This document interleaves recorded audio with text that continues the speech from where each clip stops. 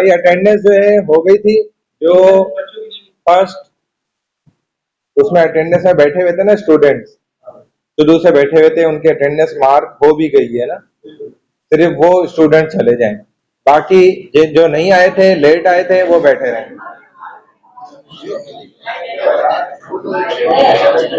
अपनी जगह पे ही बैठे रहें।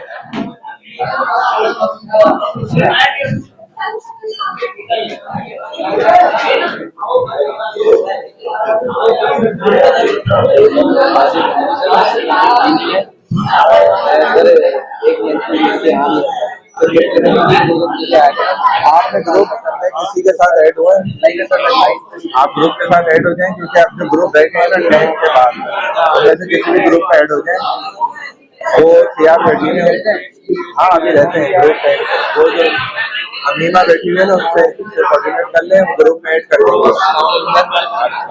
ऐसा है कि असाइनमेंट बना लिए, सबमिट नहीं हो रहा, 10 मरतबा कर लिया मैंने, ब्लैक बोर्ड पर लिखा है सबमिट अमीमा को भेज दो, आज के डेट डाल के बाद, नहीं टाइम और डेट डाल के, या अमीमा सीआर है उसका भेज दो, ये मुझे दे देंगे, या आपको डायरेक्ट तो भेज दो, मेरे पास मैसेज में लिखे चला जाएगा, फिर नंबर वैसे भी आपको ब्लैक बोर्ड पे अपलोड करवाएंगे, फ्री मिलेंगे, अभी के लिए सीआर को दे दो।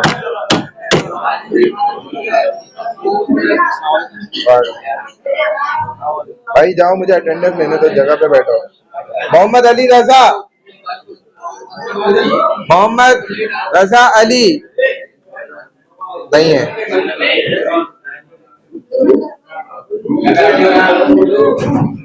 अमान,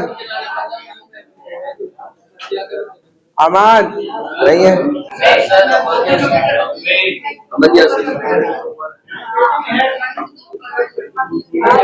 अमन यासीन नहीं था, रुक जाओ। हाँ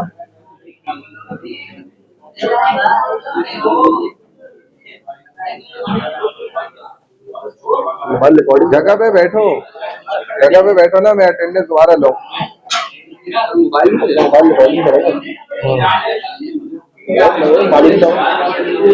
मैंने खुद ही लगा है,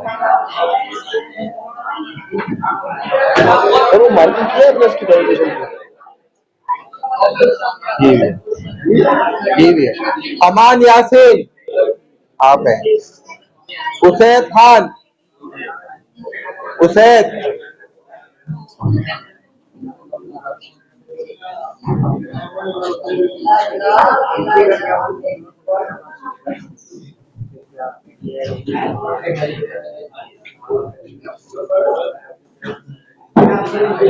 मोहम्मद अली रजा,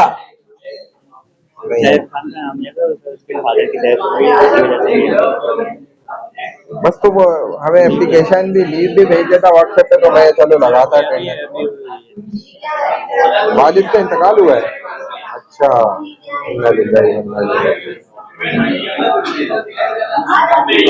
लगा दिए मैंने, पक्का ही होगा, आपको फोन करवाएगा मजहर मंजूर। अच्छा, मोहम्मद इकबाल अंसारी, दानियाल, इकबाल अंसारी तेरे बाप का नाम है ना, दानियाल आखिर में आ रहा है, बस जिनकी एब्सेंट है मैं उन्हीं के नाम ले रहा हूँ सर।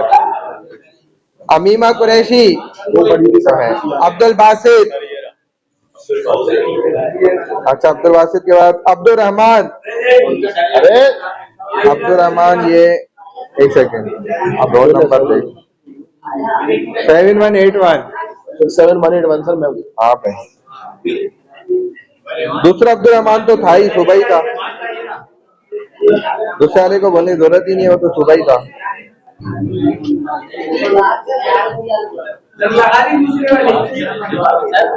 हमारे ग्रुप में ये बंदा है, इसने ना आखिरी वक्त पे शायद प्रेजेंटेशन दी थी और नाम नहीं मेंशन हुआ था। तंजीलुर रहमान, इनका कर दिया था मैंने, कर दिया था। ग्रुप नंबर क्या था? 8 में। हाँ, तंजीलुर रहमान चला गया तो बस गया, खत्म। समीमा नासिर, समिया नासिर, सॉरी, हाँ जी, बात करें करें। सर वो मैंने जो आपने किया है जो आपके बाद मैंने सीसी का ये भी किया ट्रांसलेशन से अलग पेज पे या अपने नीचे नीचे लगी हाँ, उसी के नीचे लिख लो ना, प्रेजेंटेशन के लिए या असाइनमेंट का। मैंने साइन अरबिक लिखनी है, ट्रांसलेशन भी लिखनी है। ट्रांसलेशन ऑप्शनल है, इंग्लिश में लिखे उर्दू में लिखे, बाकी स्पेसिफिक वर्ड्स, हाँ स्पेसिफिक वर्ड्स भी डिफाइन करने हैं।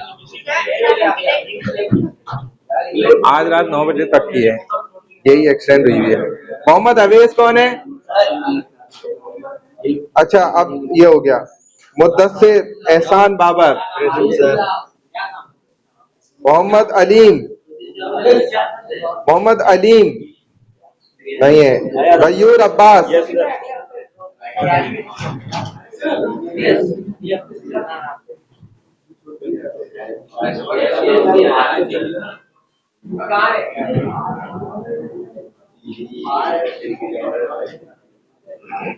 एक तो नाम उधर हो गए ना, बड़ा मसला हो रहा है इससे। मोहम्मद अवेस था, मोहम्मद अवेस।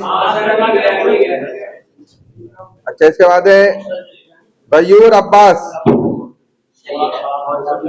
नहीं है। चला गया। समी कुमार, समी कुमार कौन है?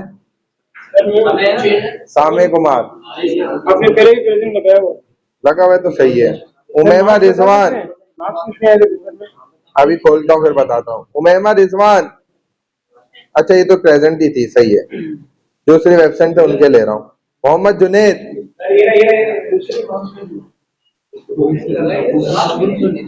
अच्छा इसके बाद है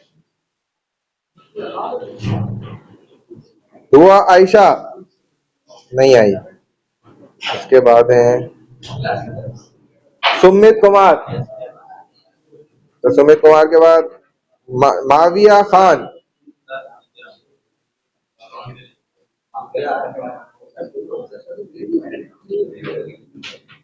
ठीक है। इसके बाद है मोहम्मद मलिक हारिस, मोहम्मद हारिस मलिक। इसके बाद है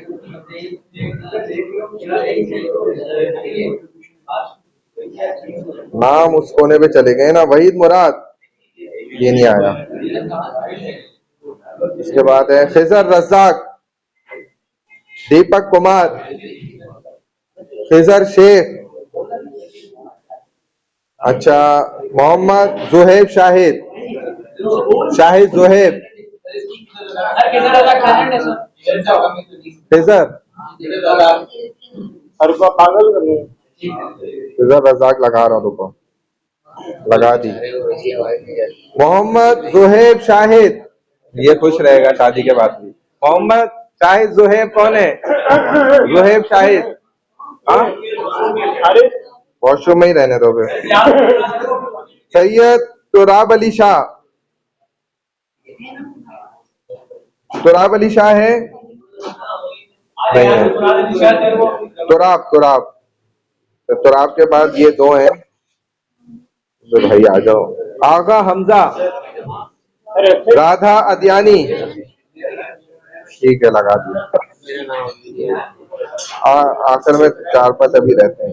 मेरा नाम ऊपर गया, ऊपर कैसे चला गया? अब्दुर्रहमान तो दोनों की लग गई, तुम तो पहले आने में थे नहीं। पहले वाले में मेरे आधी में अटेंडेंस चल रही थी और मैं देर से आए थे। रुक जाओ फिर, अभी नहीं लगी होगी तुम्हारी। इमरान देवी, सिमरन देवी, सिमरन देवी कहाँ है? नाम चेंज कर दिया नहीं है सिमरन देवी, आप हैं। वो असल में एस नहीं पढ़ा जा रहा, वो बिल्कुल कोने पे इन्होंने कर दिए है ना नाम। मैंने वो भी, इसमें भी वही चक्कर है, इसमें और मसला है। मोहम्मद हारिस, मोहम्मद हारिस है 5911 911, उम्मीद है। अच्छा 911 वाला है तू है, अमेरिका ढूंढ है कब से। अली अफजल, अली अफजल, मुद्दस्सिर खान, समनानी अली, समनानी शाह करीम अली, आप हैं। नीलम जमाली, नीलम जमाली नहीं है। अच्छा यहाँ तक हो गया। इसके बाद है अमीर हमजा और दानिश अली, ये नहीं है। मुस्तफा जावेद महमूद, शावेद शरीफ, अच्छा, मोहम्मद जुहैब, जुहैब कौन है? ठीक है, लगा दी भाई। अब बताओ, अब्दुर्रहमान, अब्दुर्रहमान एक तो ये रहा जी, 781 नहीं, एक मिनट रुक जाओ, अब्दुर्रहमान दूसरा ये रहा, लगा दिए 5720। मोहम्मद अली,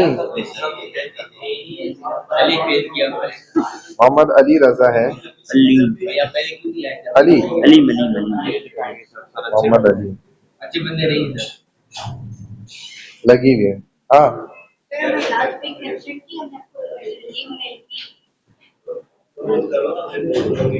सर, लीव तो मेल कर देते हैं, वो तो सही है, अच्छी बात है, लेकिन वो एब्सेंट कितनी है आपके टोटल?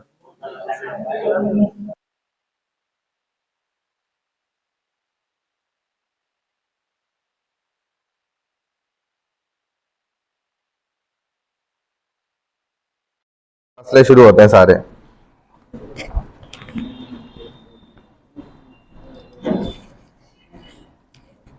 अच्छा जी, अल्हम्दुलिल्लाह वहदा वस्सलातु वस्सलामु अला मन ला नबिय्य बअदा, अम्मा बाद, अऊज़ु बिल्लाहि मिनश शैतानिर रजीम, बिस्मिल्लाहिर रहमानिर रहीम, हम्दन कसीरन तय्यबन मुबारकन फी, रब्बि इश्रह ली सदरी व यस्सिर ली अमरी वहलुल उक़दतम मिन लिसानी यफ़क़हू क़ौली, रब्बि यस्सिर व ला तुअस्सिर व तम्मिम बिल खैर व बिका नस्तईन, या फत्ताहु या फत्ताहु या फत्ताह। देखो, यहां पर ह्यूमन राइट्स की अब बात करेंगे, और दूसरा rights of equality, third number पे हुकूकुल इबाद, और ह्यूमन राइट्स के अंदर पेरेंट राइट्स भी आते हैं, उसके अलावा टीचर राइट्स, और उसके अलावा रसूलुल्लाह सल्लल्लाहु अलैहि वसल्लम ने जो हमें तमाम हुकूक बतलाए ना सबके, हद तक के जानवरों के भी, इंसानों के हुकूक है, उसके अलावा जानवरों के भी बड़े हुकूक हैं। अगर जानवरों के हुकूक भी अदा ना किए जाए तो वो भी जहन्नम का जरिया है, क्योंकि जानवर क्या है? बेजबान है। आप सबसे पहले ह्यूमन राइट्स को यहां पर समझो। ह्यूमन राइट्स क्या है कि इंसानों के जो बेसिक राइट्स है ना, उनको समझना ये जरूरी है। अगर आपको वो पता होंगे तो जो अल्लाह सुब्हानहू व तआला ने आपको आपका हक अता किया है दुनिया के अंदर, वो आपको समझ में आ जाएगा। सबसे फर्स्ट राइट जो सारी इंसानियत का है ना यहाँ दुनिया के अंदर, वो अल्लाह सुब्हानहू व तआला ने ये बनाया है कि सारे के सारे इंसान यहाँ पर जिंदगी गुजार सकते हैं। ये कायनात अल्लाह ने एक इम्तिहान की जगह बनाई है, यानी कि जिंदगी गुजारने का मतलब ये है कि जितनी जिंदगी अल्लाह ने उनको दी है वो सुकून से गुजार सकते हैं अल्लाह की फरमाबरदारी करके, और उसके अलावा उनको कोई कत्ल नहीं कर सकता। नाजायज और हराम तरीके से, शरी तरीके से मारना ये रियासत की जिम्मेदारी है। अगर एक इंसान ने कत्ल किया है तो कत्ल का बदला फिर कत्ल है। इस्लाम में हुदूद, तहजीर और किसास, ये तीनों चीजें क्या हैं? शरीयत का हुक्म है। अगर कोई इंसान गलती करता है कि किसी के राइट्स को खत्म कर देता है तो उसके भी राइट्स को शरीयत फिर अपने तरीके से कानून के मुताबिक खत्म करती है। सबसे पहला हक क्या है कि इस दुनिया के अंदर हम जिंदगी गुजार सकते हैं आजादी के साथ। आजादी का मतलब वो नहीं है जो मैंने आपने आज समझा हुआ है कि ये आजादी है, वो वाली आजादी नहीं। असल आजादी क्या है भाई? अल्लाह के अहकामात को रसूलुल्लाह सल्लल्लाहु अलैहि वसल्लम के ऐन तरीकों के मुताबिक गुजारना, ये असल आजादी है। बंद कर दो इसको, क्यों खोल के बैठे हो? बात समझ रहे? और आ जाए, दूसरा इंसानों का भी अल्लाह पर एक हक है। वो क्या है कि बंदे भी अल्लाह को तलाश करेंगे। इमाम आज़म अबू हनीफा रहमतुल्लाह फरमाते हैं कि अगर एक इंसान ऐसा है दुनिया के अंदर, उस तक कोई नबी नहीं पहुंचा, कोई रसूल नहीं आया, कोई दीन की बात लेकर उस तक नहीं भी पहुंचा, वो किसी जंगल बेअबान सहरा के अंदर है और सारी जिंदगी उस तक कोई भी नहीं पैगाम लेके पहुंचा दीन का, इस्लाम का या किसी भी किस्म का, तो अब भी उस पर यह बात लाजिम और फर्ज है कि वो अपने बनाने वाले को खुद सर्च करेगा, खुद तलाश करेगा, चाहे वो कोई भी है। ये हमारे जिनको हम फॉलो करते हैं अक्सरियत दुनिया के अंदर रसूलुल्लाह सल्लल्लाहु अलैहि वसल्लम के पैरोकार इमाम अबू हनीफा, दीन हनीफा जिसको कहा जाता है, दीन हनफी भी कहते हैं, उनका अपना ये एक रूल है, कानून है। और आप देखें कि नबियों ने भी इसी तरह ही किए। खुद रसूलुल्लाह सल्लल्लाहु अलैहि वसल्लम को दीन का कुछ जब नहीं पता था, नबूवत मिलने से पहले, तब भी आप अपनी सोच और अक्ल के हिसाब से अपनी समझ के मुताबिक गार में जाते थे और जैसे आपको समझ आता था उस तरह आप इबादत करते थे। पता है ना आपको ये बातें सारी? नहीं पता क्या? नबूवत मिलने से पहले नबी अलैहिस्सलाम कई कई महीनों के लिए गार चले जाते थे और पीछे से घर वाले जो है वो या उनकी फुप्पी थी उनके शादी से पहले, तो वो खाना किसी तरह भिजवाती थी, बांध के भेज देती थी कि भाई कुछ इंतजाम हो जाए, और वो गार में जैसे उनको समझ आता था उस तरह अपने बनाने वाले को वो इबादत करते रहते थे। इब्राहिम अलैहिस्सलाम जब जवानी को आए तो लोगों को देखते थे अपने कबाइल के कि वो कोई फलाने बुत को पूज रहे, कोई किसी बुत के आगे सजदा कर रहे, और एक अजीब उनके हिसाब से निजाम था, चल रहा था। तो इब्राहिम अलैहिस्सलाम भी अपने रब को बनाने वाले को ढूंढते रहे कि भाई किसी ने तो मुझे बनाया है ना, तो मुझे पता तो चले कौन है वो, मेरा असल बनाने वाला कौन है। वो ढूंढते रहे और कुरान खुद बता रहा है, कुरान में मौजूद है कि इब्राहिम अलैहिस्सलाम ने देखा पहाड़ों को तो कहा कि भाई पहाड़ सबसे बड़े दुनिया में, ये शायद खुदा होंगे मेरे। फिर जब देखा भाई पहाड़ से ऊपर जो है आसमान है, जब दिन निकला आसमान देख लिया तो वो कहा कि ये आसमान होगा खुदा, ये सबसे ऊपर है, बुलंद है। फिर रात आ गई तो चांद निकल आया, उन्होंने कहा ये आसमान से भी ऊपर है, ये खुदा होगा। दिन निकला तो चांद गायब हो गया, सूरज निकल आया, उन्होंने कहा ये सूरज खुदा होगा। जब सूरज गुरूब हो गया तो अब वो परेशान है कि भाई असल खुदा है कौन, सबसे बड़ा कौन है, नहीं समझ आ रही थी।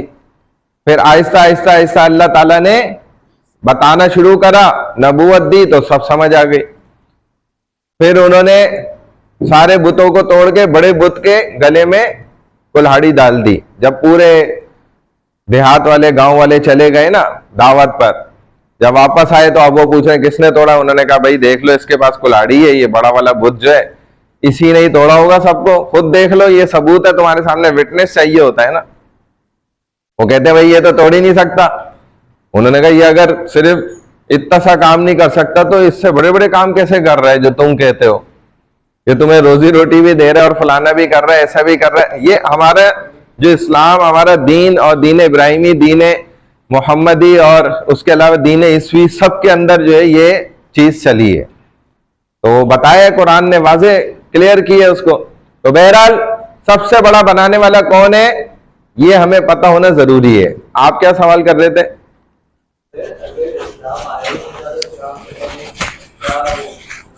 सबसे पहले हजरत आदम अलैहिस्सलाम आए थे कायनात में, अल्लाह ताला ने उनको जन्नत से भेजा था। उस वक्त कौन सा दीन चलता था?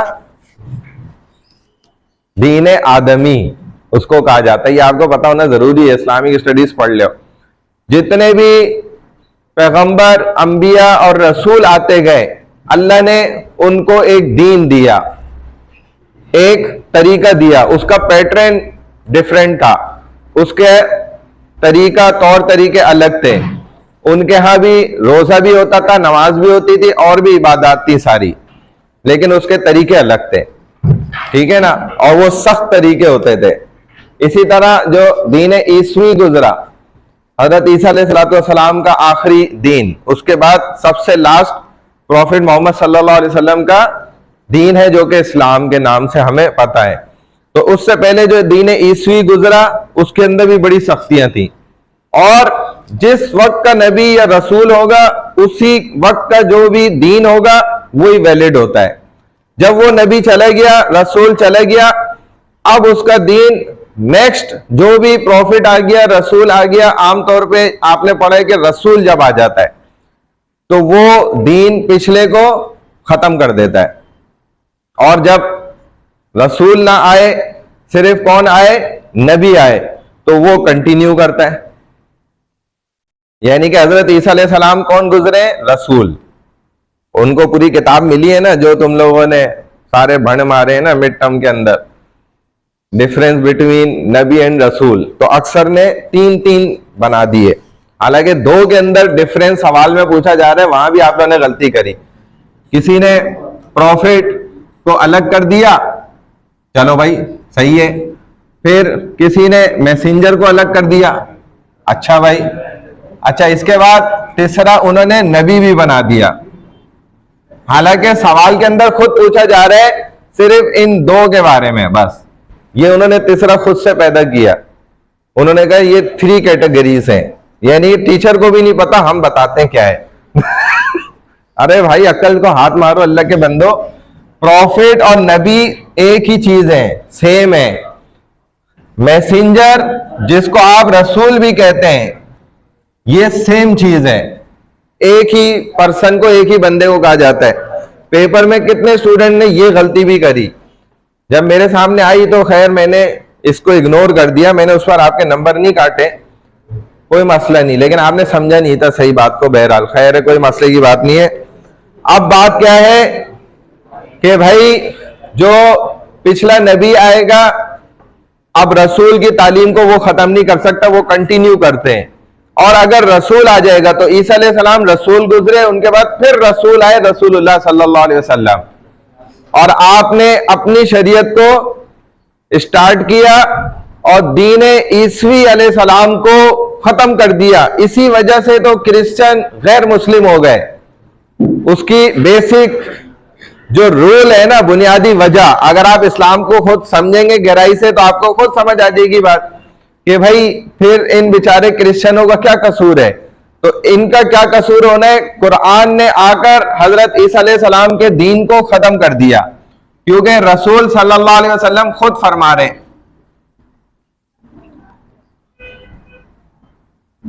रसूल मोहम्मद सल्लल्लाहु अलैहि वसल्लम खुद ये कह रहे हैं कि भाई मेरे बाद जितने भी दीन है वो खत्म।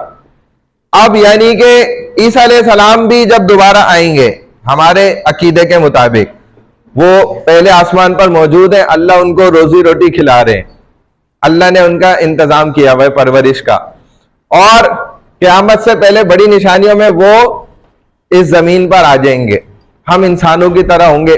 तो सहाबा ने पूछा या रसूल अल्लाह फिर क्या वो नबी बनकर आएंगे या रसूल बनकर आएंगे? तो नबी अलैहिस्सलाम ने फरमाया नहीं, वो एक मेरे उम्मती बनकर आएंगे, क्योंकि अब मेरे आने के बाद अगर सारे नबी भी बिलफर्ज, फॉर एग्जाम्पल कह रहा हूं, मिसाल के तौर पर सारे के सारे नबी और रसूल भी भेज दिए जाए ना अभी भी इस दुनिया में, तो वो सब रसूलुल्लाह सल्लल्लाहु अलैहि वसल्लम के दीन इस्लाम की पैरवी करेंगे, उसी के मुताबिक जिंदगी गुजारेंगे, और वो नबी और रसूल नहीं कहलाएंगे, क्योंकि नबी अलैहिस्सलाम ने फरमाया कि मैं आखिरी रसूल हूं, आखिरी नबी हूं, मेरे बाद कोई नबी रसूल नहीं है। ये हमारा यकीन है, अकीदा है। इसलिए अगर कोई भी आ जाए तो वो भी नबी रसूल बिल्कुल नहीं कहलाएगा, वो एक उम्मती कहलाएंगे। और वो किसको फॉलो करेंगे? रसूलुल्लाह सल्लल्लाहु अलैहि वसल्लम की तालीमात को। तो पहला हक इंसानों का दुनिया के अंदर अल्लाह के लिए ये है, अल्लाह के वास्ते, कि वो अल्लाह को तलाश करें, ढूंढें। और इंसानों का फर्स्ट राइट क्या है कि वो आजादी से जिंदगी गुजार सकते हैं। आजादी क्या है मैंने बता दिया, कोई इंसान किसी को कत्ल नहीं कर सकता, चाहे वो किसी भी किस्म की बुराई करे।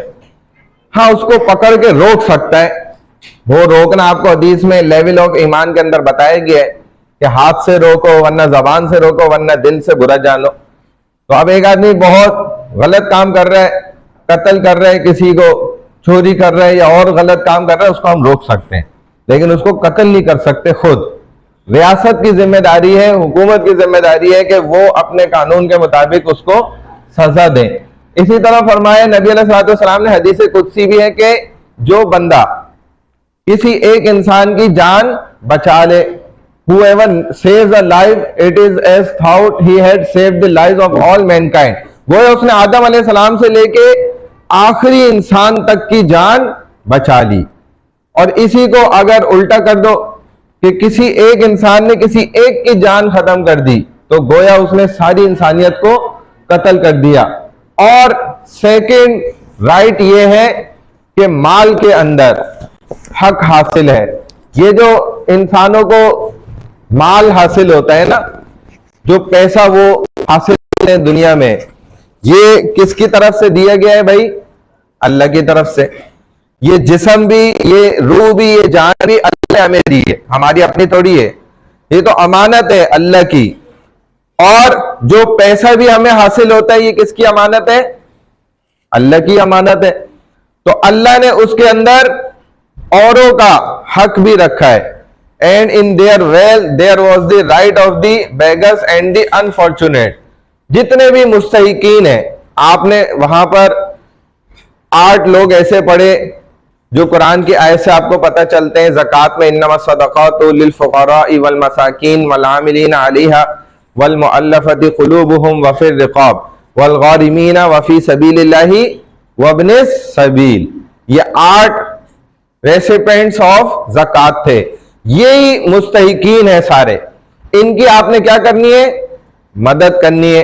आपके पैसे के अंदर, आपकी जायदाद के अंदर, आपके माल के अंदर इनका हक है। अगर आप नहीं देते इनको, तो ये आपने उनका राइट क्या किया? खत्म कर दिया।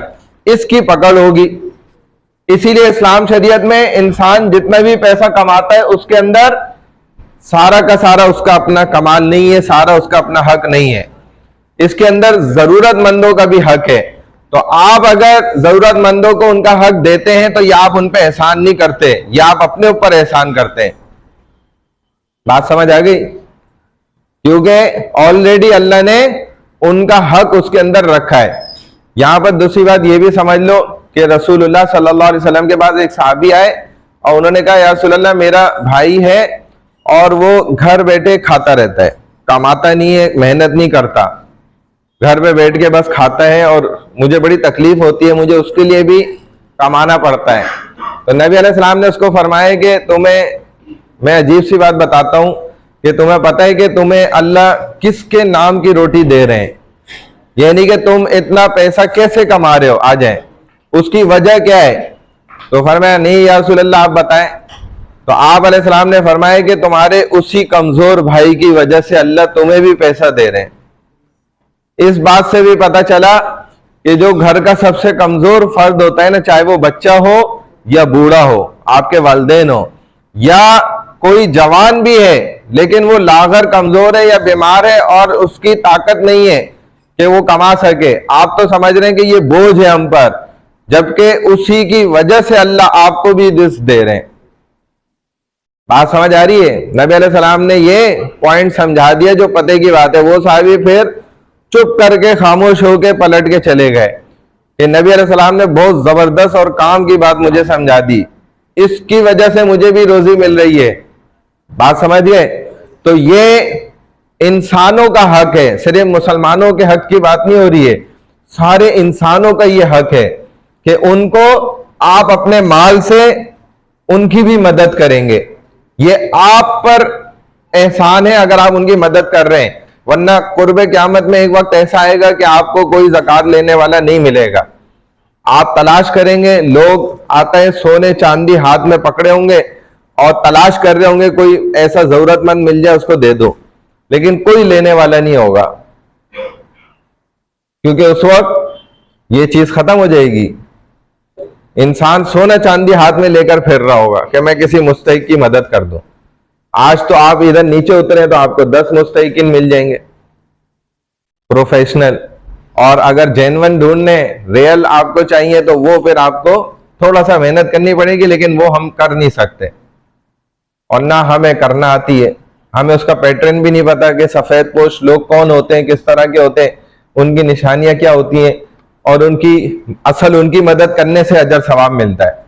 इनकी तो मदद करने से आपको गुनाह मिलता है, क्योंकि ये प्रोफेशनल लोग हैं, आपके पीछे पड़ जाते हैं, आप जान छुड़ाने के लिए देते हैं। आप उनको भगा नहीं पाते, बड़े मसाइल हैं। बहरहाल अगर सफेद पोश नहीं मिले तो सीधा उसका हल ये है कि आप जाके मदरसे में चैरिटी कर दें, खत्म। बिल्कुल उधर सबसे A1 क्वालिटी के जो है मुस्तहिकीन सफेद पोश लोग होते हैं, आपका पैसा बिल्कुल सही जगह पे पहुंचेगा। क्योंकि इन प्रोफेशनल्स को देने से तो कोई फायदा नहीं, इन्होंने तो ये जगह भी खरीदी नहीं है कि मेन कैंपस इकरा यूनिवर्सिटी के बाहर जो है मैं ही खड़ा हूंगा, मेरे ही लोग खड़े होंगे, इधर जितनी दुकानें हैं सब मैंने खरीदी हुई है, यानी कि इधर वो भीख मेरे लोग मांगेंगे, तुम्हारे कोई बंदा नहीं आ सकता यहाँ, ये मैंने 50,000 माहाना पे खरीदी हुई है जगह। इधर तो ये चलता है हिसाब किताब, और उन्हीं प्रोफेशनल को आप पैसे देते हैं, ये गुनाह है। There are 3 categories of people against whom I shall myself be a plaintiff. नबी अलैहिस्सलाम फरमाते हैं कि 3 लोग ऐसे होंगे क़यामत के रोज के जिनके खिलाफ मैं खुद वकील बनकर खड़ा हो जाऊंगा अल्लाह की बारगाह में, यानी कि अल्लाह जज होंगे और वकील रसूलुल्लाह सल्लल्लाहु अलैहि वसल्लम होंगे, और उस आदमी के खिलाफ मैं खड़ा हो जाऊंगा जिसने इंसानों का तीसरा हक ये मारा है। वो क्या है? आजादी का, कि किसी आजाद इंसान को उन्होंने गुलाम या बांदी बना दिया। ये अलग चीज है, ये इस्लाम के उस कॉन्सेप्ट के खिलाफ ना आप समझ लीजिएगा कि ये पॉइंट उसके खिलाफ है कि इस्लाम के अंदर गुलाम या बांदी का सिस्टम नहीं है। वो तो बिल्कुल पूरा एक कंप्लीट चैप्टर है और वो तो बिल्कुल जायज और हलाल है। नबी अलैहिस्सलाम ने खुद बांदी रखी और उनसे आपकी जो है ना बेटा भी पैदा हुआ। तो बहरहाल और सहाबा के पास भी रहे और खवातीन के पास गुलाम भी हुआ करते थे और अब भी हैं, और जब तक क़यामत तक जिहाद बाकी रहेगा, जुल्म होता रहेगा तो जिहाद रहेगा। और नबी अलैहिस्सलाम ने फरमाया कि अल जिहादु माज़िन इला यौमिल क़ियामा, कि क़यामत तक जिहाद बाकी रहेगा, और जब जिहाद बाकी रहेगा तो उससे होने वाले फायदे और नुकसान भी बाकी रहेंगे और ज्यादा उसके फायदे हैं। आज मुसलमान इसीलिए तो परेशान है कि उसने जिहाद छोड़ दिया, और असल जो इस्लाम का सतून है वो यही है जो तमाम सतूनों को मजबूत करता है। जब ये बाकी नहीं रहता फिर मुसलमान ऐसे ही होते हैं जैसे आज है, जिहाद को जब छोड़ देते हैं। तो बहरहाल जो वो पूरा चैप्टर है, जब तक जिहाद क़यामत तक रहेगा तो बांदी और गुलाम का सिस्टम भी क़यामत तक बाकी रहेगा, वो अपनी जगह है। लेकिन ये बात हो रही है कि एक आदमी आजाद है मेरी आपकी तरह, एक औरत आजाद है, ठीक है, हमारी इकरा यूनिवर्सिटी की लड़कियों की तरह, उसको अगर खुदा ना खास्ता पकड़ के सेल आउट कर दिया उसने किसी भी तरह, जैसे हमारे यहाँ एक मुहावरा मशहूर है कि भाई इस बंदे से बचो, ये आपको खुले बाजार में बेच देगा। इससे पता चलता है कि ऐसा कुछ होता रहा है या होता है, और ये अभी भी होता है अल्हम्दुलिल्लाह, पाकिस्तान में भी हो रहा है। और जो लोग करते हैं उन्होंने खुद भी मुझे भी सुनाए ये वाकयात कि हजरत हमारे सामने होता रहा है और अब भी हो रहा है, और बड़े पैमाने पे होती हैं चीजें, ठीक है, बेचा जाता है आजाद लोगों को भी पकड़ के।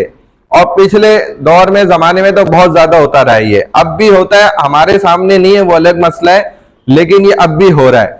तो नबी अलैहिस्सलाम ने उसी के खिलाफ ये बात फरमाई कि एक आदमी या औरत क्या है? फ्री मैन, आजाद है, और उसको पकड़ के अगर सेल आउट कर दिया जाए, बेच दिया जाए किसी के हाथों, तो वो जिस आजाद आदमी को आपने बेच दिया किसी भी होशियारी या चालाकी के साथ या ज्यादती के साथ, तो वो गुलाम बन गया।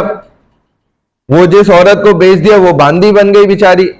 हालांकि इस्लाम ने ये कॉन्सेप्ट जिहाद के मुकाबले पे रखा है कि जिधर जिहाद हुआ प्योर, और वहां से जब हमें उनके बच्चे मिल गए, बच्चों को कत्ल करना मना है जिहाद में, औरतों को कत्ल करना मना है, बूढ़ों को कत्ल करना मना है, ठीक है, दरख्तों को उखाड़ना मना है, बिल्डिंगों को तोड़ना मना है, और जो खाने पीने की अशिया उनको जलाना या जाया करना मना है। बहुत सारी रूल्स हैं जिहाद के, जब आप वो पूरा चैप्टर पढ़ेंगे तो आपको समझ आ जाएगा। तो वो चीजों जब वहां पर हासिल होंगे तो वो गुलाम और बांदी है।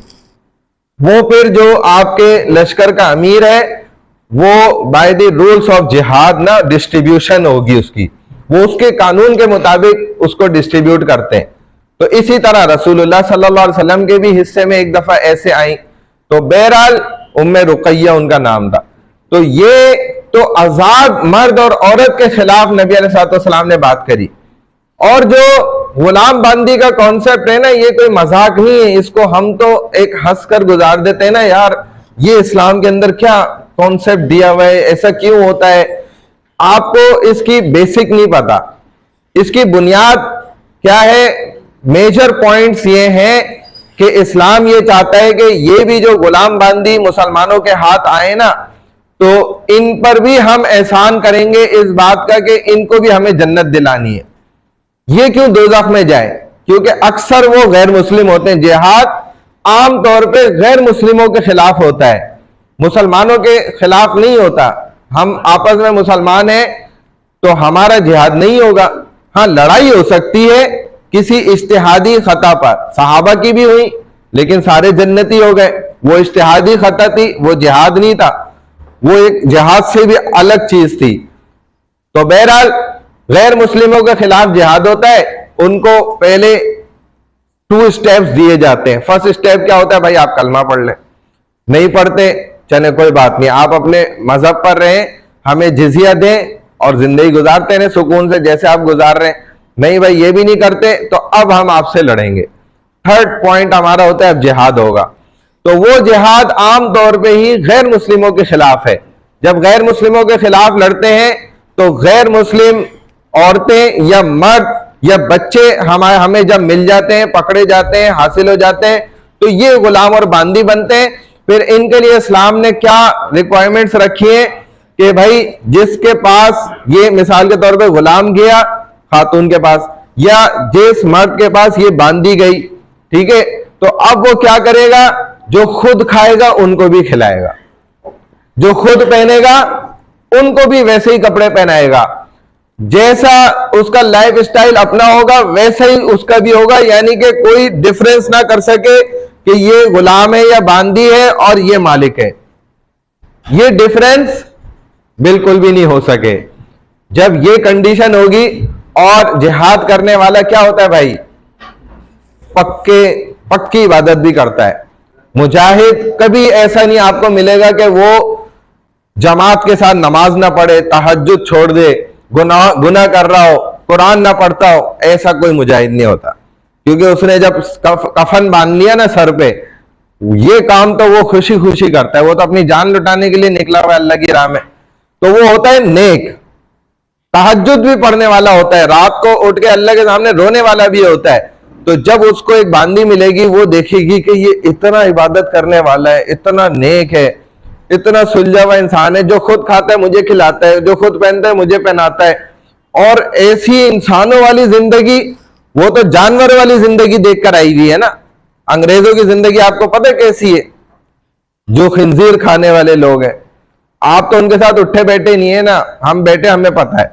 आप बैठे जरा उनके साथ 2-4 दिन उनके साथ एक कमरे में गुजार के देखें, तो आपको असलियत पता चलेगी। आप रह नहीं सकेंगे, आप भागेंगे दूर दूर से, तो आपको अच्छा लगता है, लेकिन जब आप अंदर एंटर होंगे ना इनके साथ, तो आप तौबा कर लेंगे कि अल्लाह तूने हमें अभी भी बहुत पाकीज़ा जिंदगी दी हुई है, साफ सुथरी जिंदगी दी हुई है।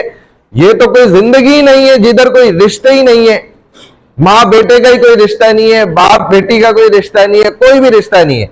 ये सब ड्रामे उन्होंने बनाए हुए, दुनिया को दिखाने के लिए रिश्ते दिखाते हैं। ये रिलेशन अल्हम्दुलिल्लाह मुसलमानों में बाकी है। तो वो एक जो खतरनाक जिंदगी देखकर आई है ना लड़की, जब वो इतनी पाकीज़ा और साफ सुथरी जिंदगी देखती है और इज्जत वाली और ऐसी मोहब्बत वाली और नूरानियत और रूहानियत वाली, वो तो उसको एक दिन लगता है इस्लाम कबूल करने में। क्योंकि इस्लाम हमारी बातों से कोई कबूल नहीं करेगा, आपके अमल से कबूल करेगा। अगर आपका अमल ठीक है तो इस्लाम ने भी ये बांदी का सिस्टम और गुलाम का सिस्टम जो रखा है ना, उनको जहन्नम से बचाने का जरिया है कि वो इसका अमल देखकर इस्लाम कबूल करेंगे अपनी खुशी से। और ये होता रहा है। रसूलुल्लाह सल्लल्लाहु अलैहि वसल्लम के जमाने में भी जो कैदियों को मस्जिद के सतूनों से बांध देते थे ना, तो वो मुसलमानों के अमाल को देख रहे होते थे मस्जिद में। सहाबा बताते 1 से 2 दिन मुश्किल से नहीं गुजरता था और वो कहते थे कि या रसूलल्लाह हमें इस्लाम कबूल करना है। खुद कहते थे। ये इस्लाम ऐसा जादू है इसके अंदर माशाल्लाह, अगर आप इसको सही अमल करके किसी को देख लेना, आपका कोई अमल आप सही अमल कर रहे हैं, तो वो खुद अपनी मोहब्बत से इस्लाम कबूल करता है। इसके लिए आपको इतनी लंबी चौड़ी तकरीरें नहीं करनी पड़ती। हाँ, नहीं, फिर देखें ये होता है कि इस्लाम ने कहा है कि जब वो इस्लाम कबूल कर ले तो आप उससे निकाह कर लें, तो आपकी वो खातून भी आजाद हो जाएगी और बच्चे भी आजाद होंगे। वरना जो बच्चे भी पैदा होते हैं वो भी गुलाम ही रहते हैं, हालांकि आपके अपने जाती बच्चे होते हैं, लेकिन वो भी गुलामी वाली जिंदगी गुजारते हैं। तो ये डिपेंड, देखें वो जो रिक्वायरमेंट्स और शराइत है ना, अगर वो फुलफिल हो तो हर बंदा इस्लाम दिल से खुशी से जो है कबूल करता है। हाँ जी,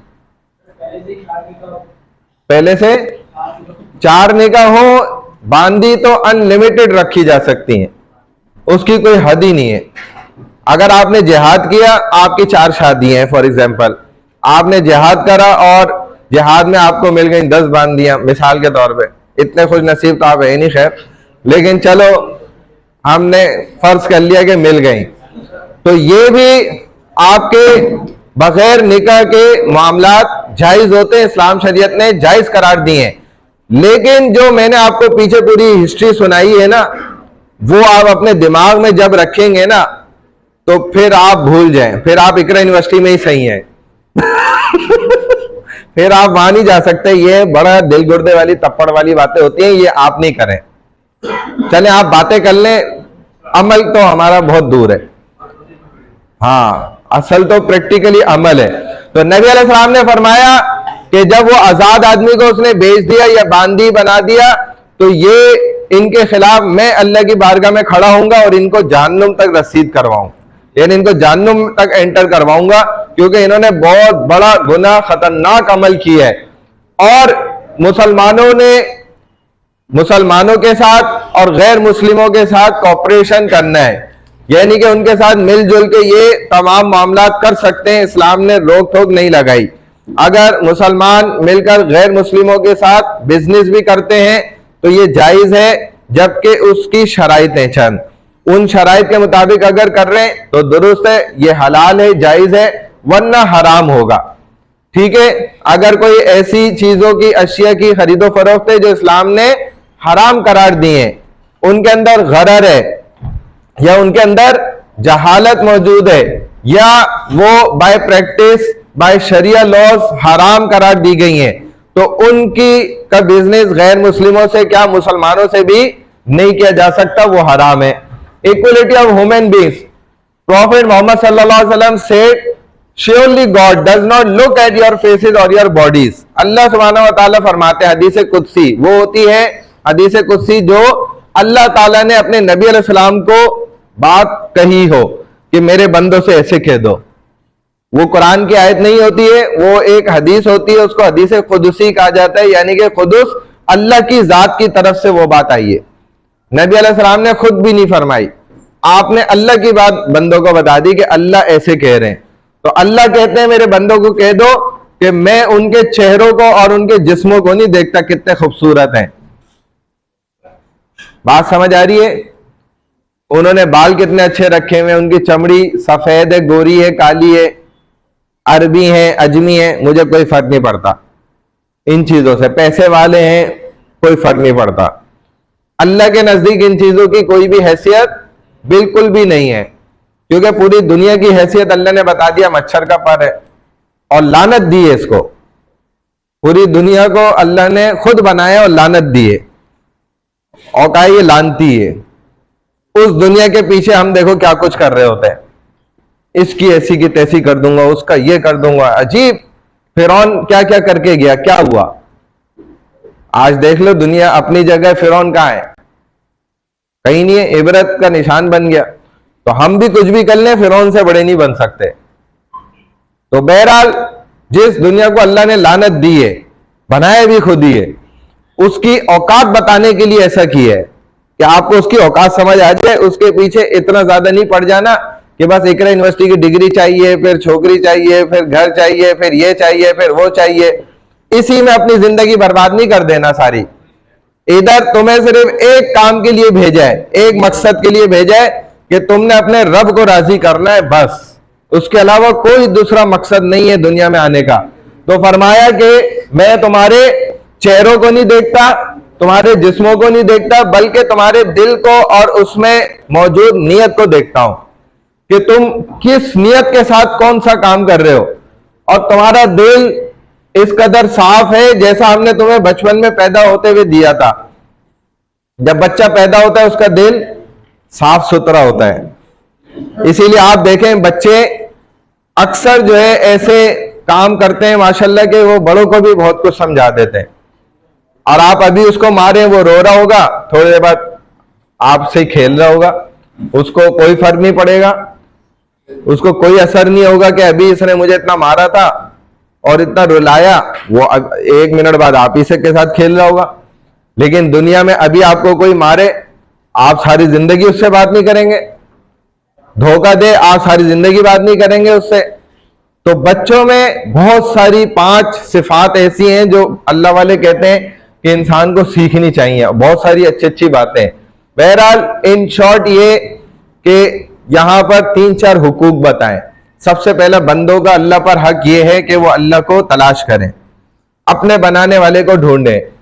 दहरिये लोग जिनको आप क्या कहते हैं, कम्युनिस्ट ना, जो अल्लाह को भी नहीं मानते, वो एथिस्ट, हाँ ठीक है। तो उन्होंने एक बड़ा इनका पैरोकार मशहूर हुआ इमाम आज़म अबू हनीफा रहमतुल्लाह के जमाने में, और उसने दावा किया कि भाई कोई नहीं है बनाने वाला, दुनिया खुद बनी है, ये सब हुआ है। बड़े लोग उसके पीछे चलने लग गए और फिर जो है कहा गया कि भाई ये इमाम आज़म अबू हनीफा रहमतुल्लाह है, ये बड़े अल्लाह वाले हैं, अल्लाह को मानते हैं, तो ठीक है ये इसको समझा लें। और पूरा एक मुनाजरा तय हो गया, बड़ा मजमा इकट्ठा हो गया उस दिन, उस तारीख पे, उस वक्त पे। अब वो इमाम आज़म अबू हनीफा रहमतुल्लाह जो है वो वक्त पे नहीं पहुंचे।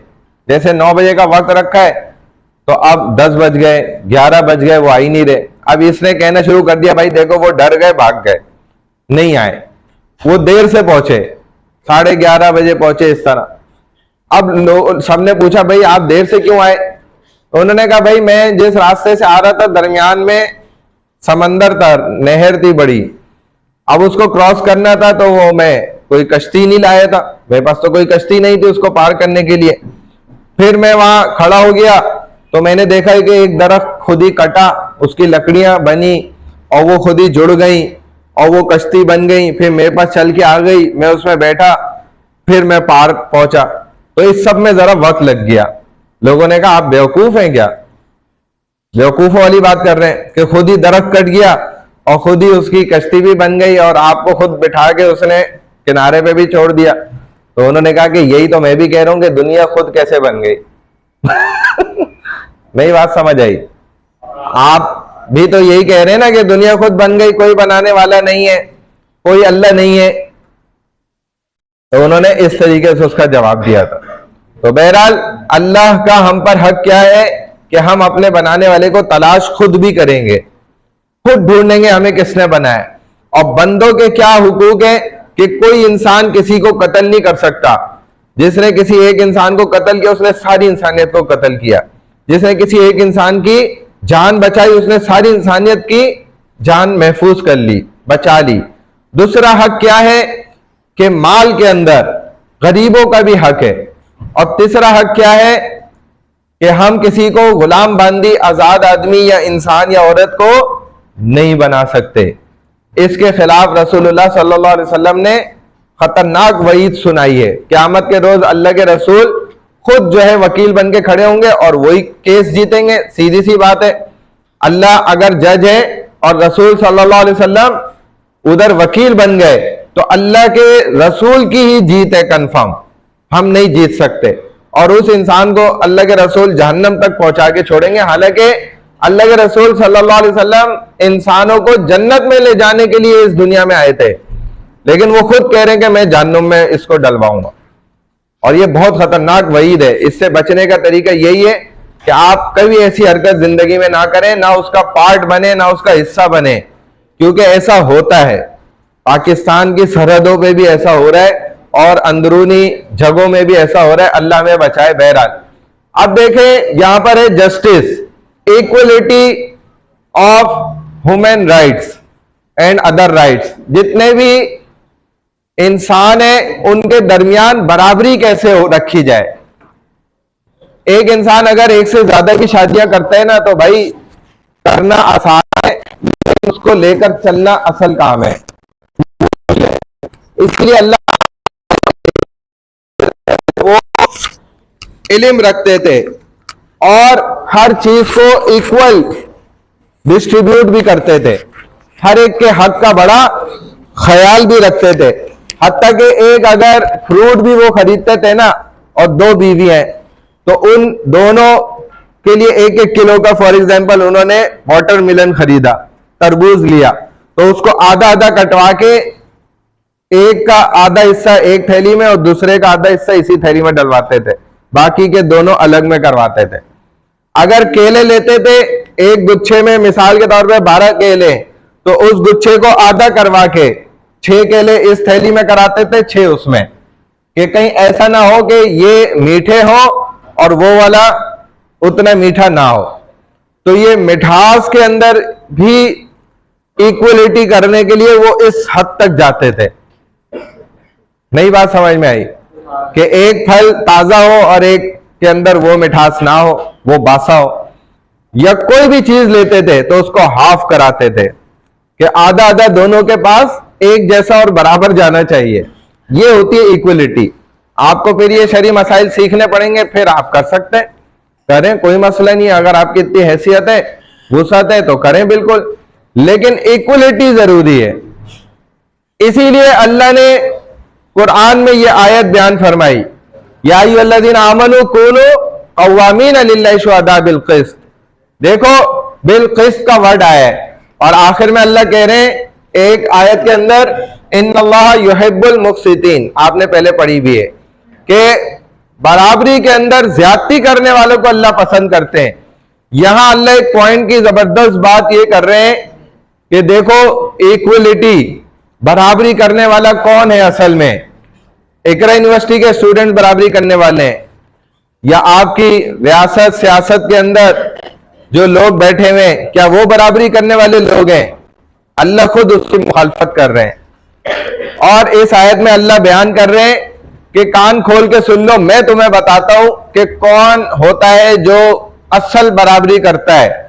और आप ये बता रहे हैं अल्लाह सुब्हानहू व तआला कि कान खोल के सुनो, अल्लाह तादिलु इअदिलु 2 मरतबा, कि देखो वो बराबरी करेगा, फिर कान खोलो, साफ करो, सुनो, वो बराबरी करेगा, हुआ अक़रबु लित्तक़वा, जो गुनाह से सबसे ज्यादा बचने वाला है, यानी दूसरे लफ्जों के अंदर दीनदार बंदा, मुत्तकी परहेजगार बंदा। आपके मौलवी लोग, इनको लाओ जरा निजाम के अंदर, इनको 250 260 सीटें दिलाओ जरा, फिर देखो इनका गिरबान पकड़ना 1 साल के बाद, अगर ये निजाम सीधा ना कर दे तो, और वो नौबत आएगी नहीं। फिर अभी आपने इनको कोई सीट तो दी नहीं है और सवाल बड़े करते हो मौलवियों से कि ये क्यों नहीं हो रहा, वो क्यों नहीं हो रहा, आप ऐसे क्यों नहीं कर रहे, आप वैसे क्यों नहीं कर रहे, इधर तो बड़ी बातें करते हैं। तो भाई बात ही करेंगे ना, तुमने हमें कोई दिया है, कोई असर रसूख दिया आपने हमें? किधर से आपने हमें जो है सीट दिलाई, या कितनी सीटें दिलाई हैं? जिनको दिलाई हैं उनसे पूछो जाके, वो तो तुम्हारे हाथ भी नहीं आते, शुंग शुंग शुंग शुंग करके गुजर जाते हैं, वो तुम्हारे को ये औकात देते हैं। अभी तो वो घूमेंगे फिरेंगे वोट लेने के लिए, लेकिन जब वो जीत जाएंगे, कुर्सी मिल जाएगी, फिर आपको टका भी नहीं पूछेंगे, देख लेना। हाँ, फजल रहमान साहब कितनी दफा सदर बने, वजीर आजम बने, बताएं?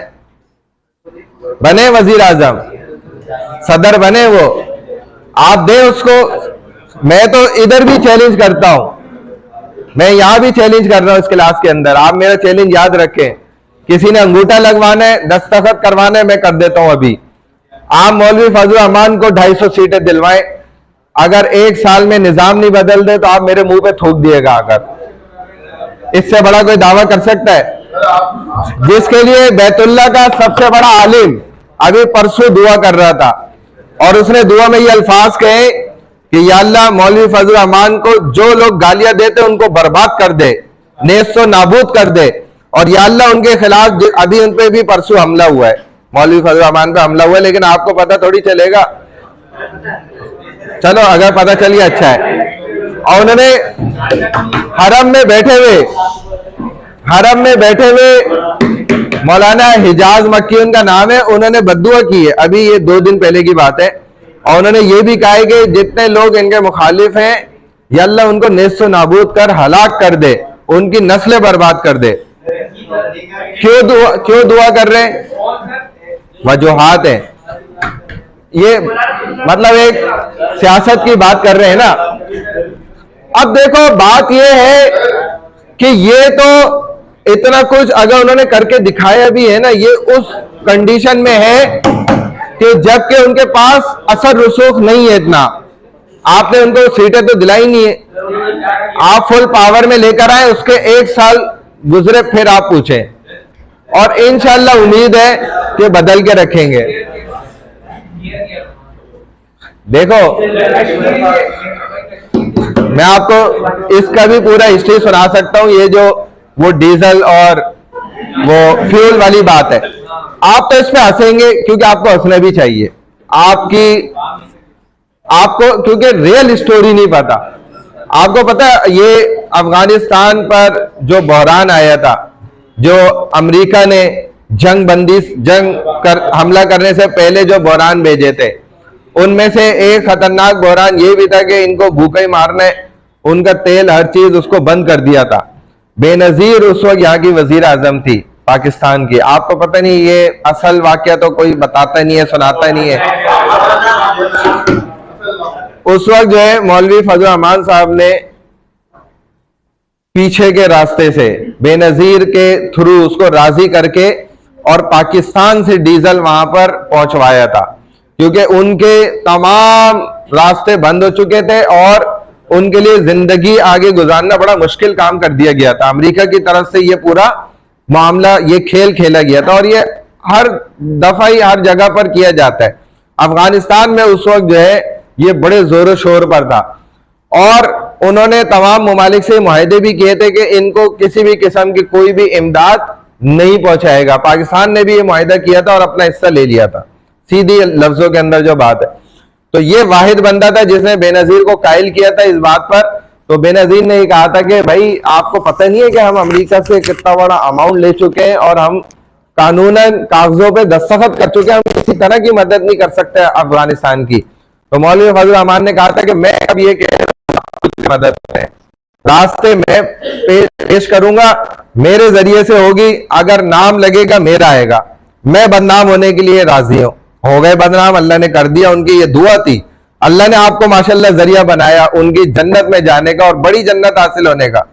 तब बेनजीर ने ये कहा था कि ठीक है, सही है, आप बदनाम हो, लेकिन मैं जो आप जितना फ्यूल और डीजल ये ठीक है वहां पहुंचाना चाहते हैं, मैं इसकी परमिशन देती हूं, लेकिन इन रिटर्न नहीं होगी, खामोशी से होगी।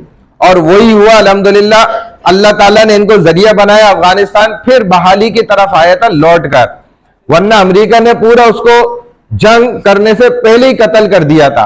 अल्लाह ने इनको जरिया बनाया अल्हम्दुलिल्लाह। जब ये दोबारा अपने पैरों पे खड़ा होने लगा, फिर उसके बाद ये जंग स्टार्ट हुई थी, जब उनको अंदर से बड़े अरसे बाद पता चली ये बात कि इस बंदे ने ये काम करा है। वही सूरत हाल पाकिस्तान के अंदर इस वक्त भी पैदा की गई थी, और इसको भी अल्हम्दुलिल्लाह एक मौलवी ने खड़े होकर, चाहे जिसकी हुकूमत है, जिसकी ताकत है, जो कुछ है, उसने उस गंद को साफ कराया, अंदर बंद कराया अंदरूनी। फिर एक बैरूनी साजिश थी बहुत खतरनाक अमेरिका की, बहुत बड़ी साजिश, वो मैं यहां बयान नहीं करता, उसको भी अल्हम्दुलिल्लाह अल्लाह ताला ने इस मौलवी के हाथ ही साफ करवाया और बंद करवा दिया अल्लाह के हुक्म से। भाई आपकी अब आप बात करें अगर 2 नंबरी की, चलो आपकी बात मान भी लें, 2 नंबरियां की हैं, गबन किया है, धोखा किया है, तो भाई हर बंदा पकड़ा जाता है। जरदारी अंदर हो गया जेल में इतना अरसा, नवाज शरीफ हो गया, इमरान खान हो गया, इनको क्यों नहीं बंद कराते? इन्होंने क्या जादू करा हुआ ऐसा आप पकड़े ना किसी एक को तो भाई आप साबित करें ना। आपके पास क्या कानून नहीं है पाकिस्तान का? नहीं चल रहा कानून, आपने बड़े बड़ों को अंदर डलवा दिया। तो मौलवी फजल रहमान ने किसको काटा है? वो क्यों नहीं अंदर बंद हो रहा? क्यों नहीं कर रहे बंद? लो, इमरान खान के कम थे, इमरान खान के कम ताल्लुकात थे, अंदर पड़ा हुआ है ना बेचारा। देखो नवाज शरीफ के कम थे, जरदारी के कम थे, सबको तो आपने जेल में बंद किया, इनको क्यों नहीं करते? करे। और पाकिस्तान की सियासत, मैं आपको दूसरी बात बताऊं, अगर आपकी बात मान भी ले कि चलो दो डाका मारा, ये करा वो करा, मान लिया चलो, तो पाकिस्तान की सियासत ही यही है। पाकिस्तान की सियासत इसके बगैर है ही नहीं, इसके बगैर है ही नहीं।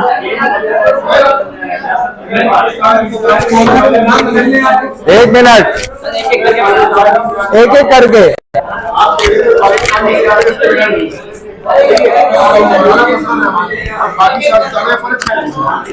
फर्क क्या है? हाँ,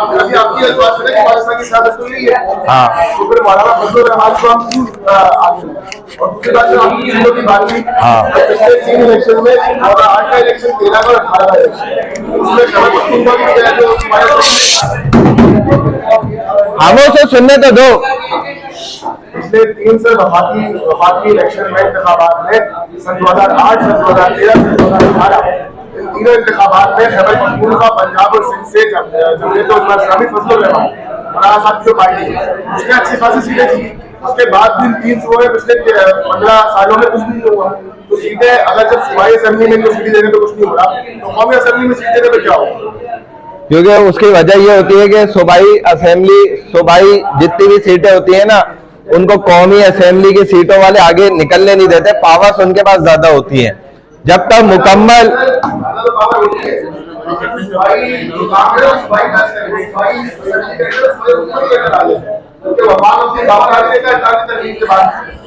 तो अगर कोई फैसला सूबाई असेंबली में हो रहा है तो आवाम उसको रोक नहीं सकते। देखिए, कोई भी हुकूमत तब खुल के काम कर पाती है जब उसकी मुकम्मल हुकूमत बनती है।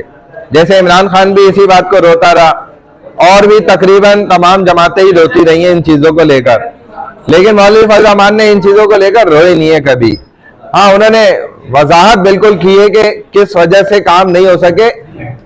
देखिए, जरूरी नहीं है हर वो काम ही काम होता है जो हमारी नजर के सामने आए, वो भी काम होता है जो हमारे बैकएंड पे चुप करके बड़े बड़े पाकिस्तान के खिलाफ काम हो रहे थे, उनको अगर रोक दिया जाए या उनसे अपने मुल्क को बचा लिया जाए। हर इस नाजुक सूरत हाल की कंडीशन में जो हमने देखा है ना, तो उलमा ने ही खड़े होकर अपनी जानें दी हैं और उन्होंने ही फेस किया हमेशा हर इस तरह की चीज को। वरना हमारी सियासत के अंदर मौजूद जितने भी ये दुनियादार लोग हैं, उन्होंने कभी भी इन चीजों को फेस नहीं किया, इन प्रॉब्लम्स को। उन्होंने क्या किया, हमेशा बिज गए और पैसा लेके उनके मर्जी के काम करें। जब भी मुखालफत की है तो आप देख लें, दीनी और मजहबी जमातों ने ही करी है। चाहे वो लब्बैक वाले अब आ रहे हैं माशाल्लाह उभर के, जमात इस्लामी वाले वो करते हैं माशाल्लाह, मौलवी फजल रहमान भी करता है, लेकिन उनकी सियासत मजबूर है इस चीज के ऊपर कि उनको इन लोगों को लेकर चलना पड़ता है। जब चलेगा एक आदमी शराबी, कबाबी और ऐसे लोगों के साथ, तो क्या वो पाकीज़ा रहेगा? लोगों की नजर में वो भी उन्हीं की तरह कहीं बन जाएगा, तो बन जाए, कोई मसला नहीं है, लेकिन उनकी ताकत भी जरूरी है, उनकी पावर भी जरूरी है। अगर वो नहीं होगी तो शरीफ आदमी यहाँ जिंदा रह ही नहीं सकता, उसका रहना तो महाल है, नामुमकिन है। बहरहाल चलो वापस आ जाओ। तो तकवा, अल्लाह सुब्हानहू व तआला फरमाते कि जो बराबरी करने वाला होगा, ये असल इंसान बंदा कौन होगा? जो गुनाह से बचने वाला है। यहाँ पर इस आयत में अल्लाह ने यही बात समझाई है कि जो गुनाह से बचेगा वही असल अदल और बराबरी करने वाला है। जुम्मे में आप खुतबे में सुनते ही आयत, इन्नल्लाह यअमुरु बिल अदली वल इहसानी व इताई ज़िल कुर्बा व यनहा अनिल फ़हशाई वल मुनकरी वल बग़य यइज़ुकुम लअल्लकुम तज़क्करून। बेशक अल्लाह सुब्हानहू व तआला हुक्म करते हैं अदल करने का, यअमुरु बिल अदली, अदल कहते हैं बराबरी करने को, वल एहसान, और एहसान करने का अल्लाह हुक्म करते हैं। अदल तो हो गया इक्वलिटी, और एहसान क्या है कि उससे बढ़कर आपने किसी को ज्यादा दे दिया अपनी खुशी से। मिसाल के तौर पे एक आदमी ने आपको 1000 रुपए कर्ज दिया, जब आपने रिटर्न किया तो आपने 1100 अपनी खुशी से दिए, ठीक है, बगैर किसी शर्त के। नबी अलैहिस्सलाम की यही आदत शरीफा थी। तो आपने, उसने आप पर जितना एहसान किया आपने उससे बढ़कर उसके साथ अच्छाई कर दी, ये एहसान कहलाएगा। इताइज़िल कुर्बा, अपने करीबी रिश्तेदारों के साथ नरमी का मामला करना, उनको अता करते रहना, ये थर्ड पॉइंट फरमाया अल्लाह सुब्हानहू व तआला ने जो करने के काम है। 3 काम यहां अल्लाह ने करने के हुक्म दिया है और 3 से रुकने का हुक्म दिया है। और जिन 3 से रुकने का हुक्म दिया, यन्हा अनिल फ़ाहशाई, जो फाहिश गुनाह है, यानी कि बड़े खुले खुले गुनाह है जो सब मिलजुल कर रहे होते हैं, या एक आदमी अकेले भी कर रहा है लेकिन खुलकर कर रहा है, सब उसको देख रहे हैं, ठीक है, ये कौन सा गुनाह कहलाता है? फाहिश, यानी कि खुला बड़ा गुनाह। वल मुनकर, छोटा गुनाह जो छुप कर किया जाता है उसको अरबिक में मुनकर कहते हैं, स्मॉल सिन कहलाएगा। वल बग, और बगावत करना, ये तीसरा गुनाह है खतरनाक, जिससे मना किया गया कि बगावत कर लेना, यानी कि अपनी रियासत या हुकूमत के खिलाफ, अपने मुल्क के खिलाफ चले जाना, बागी बन जाना। तो उलमा तो हर 7वें दिन, जुम्मे के दिन, ये खुतबे में आयत जरूर पढ़ते हैं ताकि लोग ये काम हरगिज ना करें। 3 काम जो करने वाले वो करते रहे, और 3 काम जो ना करने वाले इनसे रोका गया है उनसे बचे रहे। इन 6 कामों के सबसे खतरनाक काम क्या है? बगावत, यानी कि अपने मुल्क से ही रूगर्दानी कर देना, उसके अपोजिट चले जाना। कोई ये कहता है कि भाई मैं इधर के कानून को हरगिज नहीं मानता पाकिस्तान के, और वो उसके खिलाफ सारे काम करता है। तो उलमा तो इन चीजों से पहले ही मना कर रहे हैं कि आपकी रियासत या हुकूमत जितना भी इस्लाम के खिलाफ है, लेकिन आप बागी ना बने, बगावत हरगिज ना करें। इस आयत के वो 3 काम ये हैं, इस तरह से आपको स्पेसिफाई कर दिए। अदल, एहसान, इताइज़िल कुर्बा जो करने के काम है, जो नहीं करने के फहशा, मुनकर और बग है, ये काम नहीं करने। इनको यहां डिटेल में भी समझाया है। बहरहाल अब आगे चलो, जो स्लाइड्स मैंने स्किप करी हैं ये आप छोड़ सकते हैं, कोई इशू नहीं है। Under the shade of Allah throne फी ज़िल्ली अर्शिर रहमान मिन फी यौमिल क़ियामा, क़यामत के रोज जब डे ऑफ जजमेंट है, यानी कि फैसले का दिन, उस दिन क्या होगा? 7 लोग ऐसे होंगे जो अल्लाह के अर्श के साए के नीचे मौजूद होंगे। जब एक तेज तपती धूप हो और लोग उधर मैदान में खड़े हुए, एक दरख्त है तो सबकी कोशिश होती है उसके साए में आके खड़े हो जाए, क्योंकि गर्मी लग रही है, धूप हो रही है बड़ी तेज, और सूरज आ जाएगा। और दूसरा, लोग अपने पसीनों में आबशोर होंगे, बिल्कुल ऐसे यहां तक उनके पसीने में डूब रहे होंगे, और जमीन तांबे की बन जाएगी, सख्त गर्मी लग रही होगी। ऐसे माहौल में उस दिन अल्लाह का अर्श होगा, उसका ही साया होगा सिर्फ, और उस साए के नीचे सिर्फ ये 7 लोग होंगे। अन अबी हुरैरा रज़ियल्लाहु तआला अन्हु क़ाल, अबू हुरैरा रज़ियल्लाहु तआला अन्हु नकल करते हैं, रिवायत करते हैं, अनिन नबी सल्लल्लाहु अलैहि वसल्लम, नबी अलैहिस्सलातु वस्सलाम से, सबअतु युज़ल्लिमुहुमुल्लाहु तआला फी ज़िल्लिही यौमन ला ज़िल्ला इल्ला ज़िल्लुहु इमामुन अदलुन, कि सुन लो ये बात कि 7 लोग ऐसे होंगे जो अल्लाह के अर्श के साए के नीचे होंगे उस दिन, जिस दिन अल्लाह के अर्श के साए के अलावा कोई भी दूसरा साया नहीं होगा, कोई शेड नहीं होगा। इमामुन अदलुन, सबसे पहला कौन होगा? वो आदिल इमाम जिसने बराबरी करी, इंसाफ किया, ये अल्लाह के अर्श के साए के नीचे मौजूद होगा। और ऐसा बराबरी करने वाला आदिल इमाम या काजी या कोई भी हो, चाहे वो वालिदैन हो, तो इनके कलम से निकलने वाला स्याही का एक बूंद भी अल्लाह के रसूल सल्लल्लाहु अलैहि वसल्लम फरमाते हैं कि शहीद के खून से भी अफजल है। हालांकि शहीद कितनी मेहनत करता है अपनी शहादत हासिल करने के लिए, फिर जाके वो उसको शहीद का रुतबा मिलता है।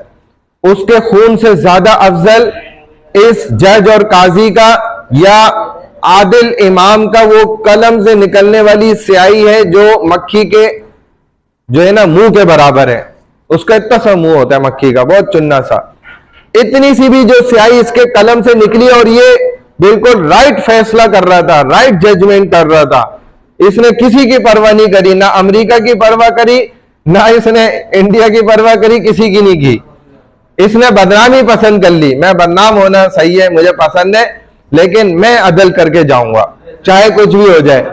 तो जब ये एक थोड़ी सी स्याही निकली ना, ये उस शहीद के सारे खून से अफजल है, क्योंकि ये काम करना हर एक के बस की बात है ही नहीं, हर कोई नहीं कर सकता ये काम।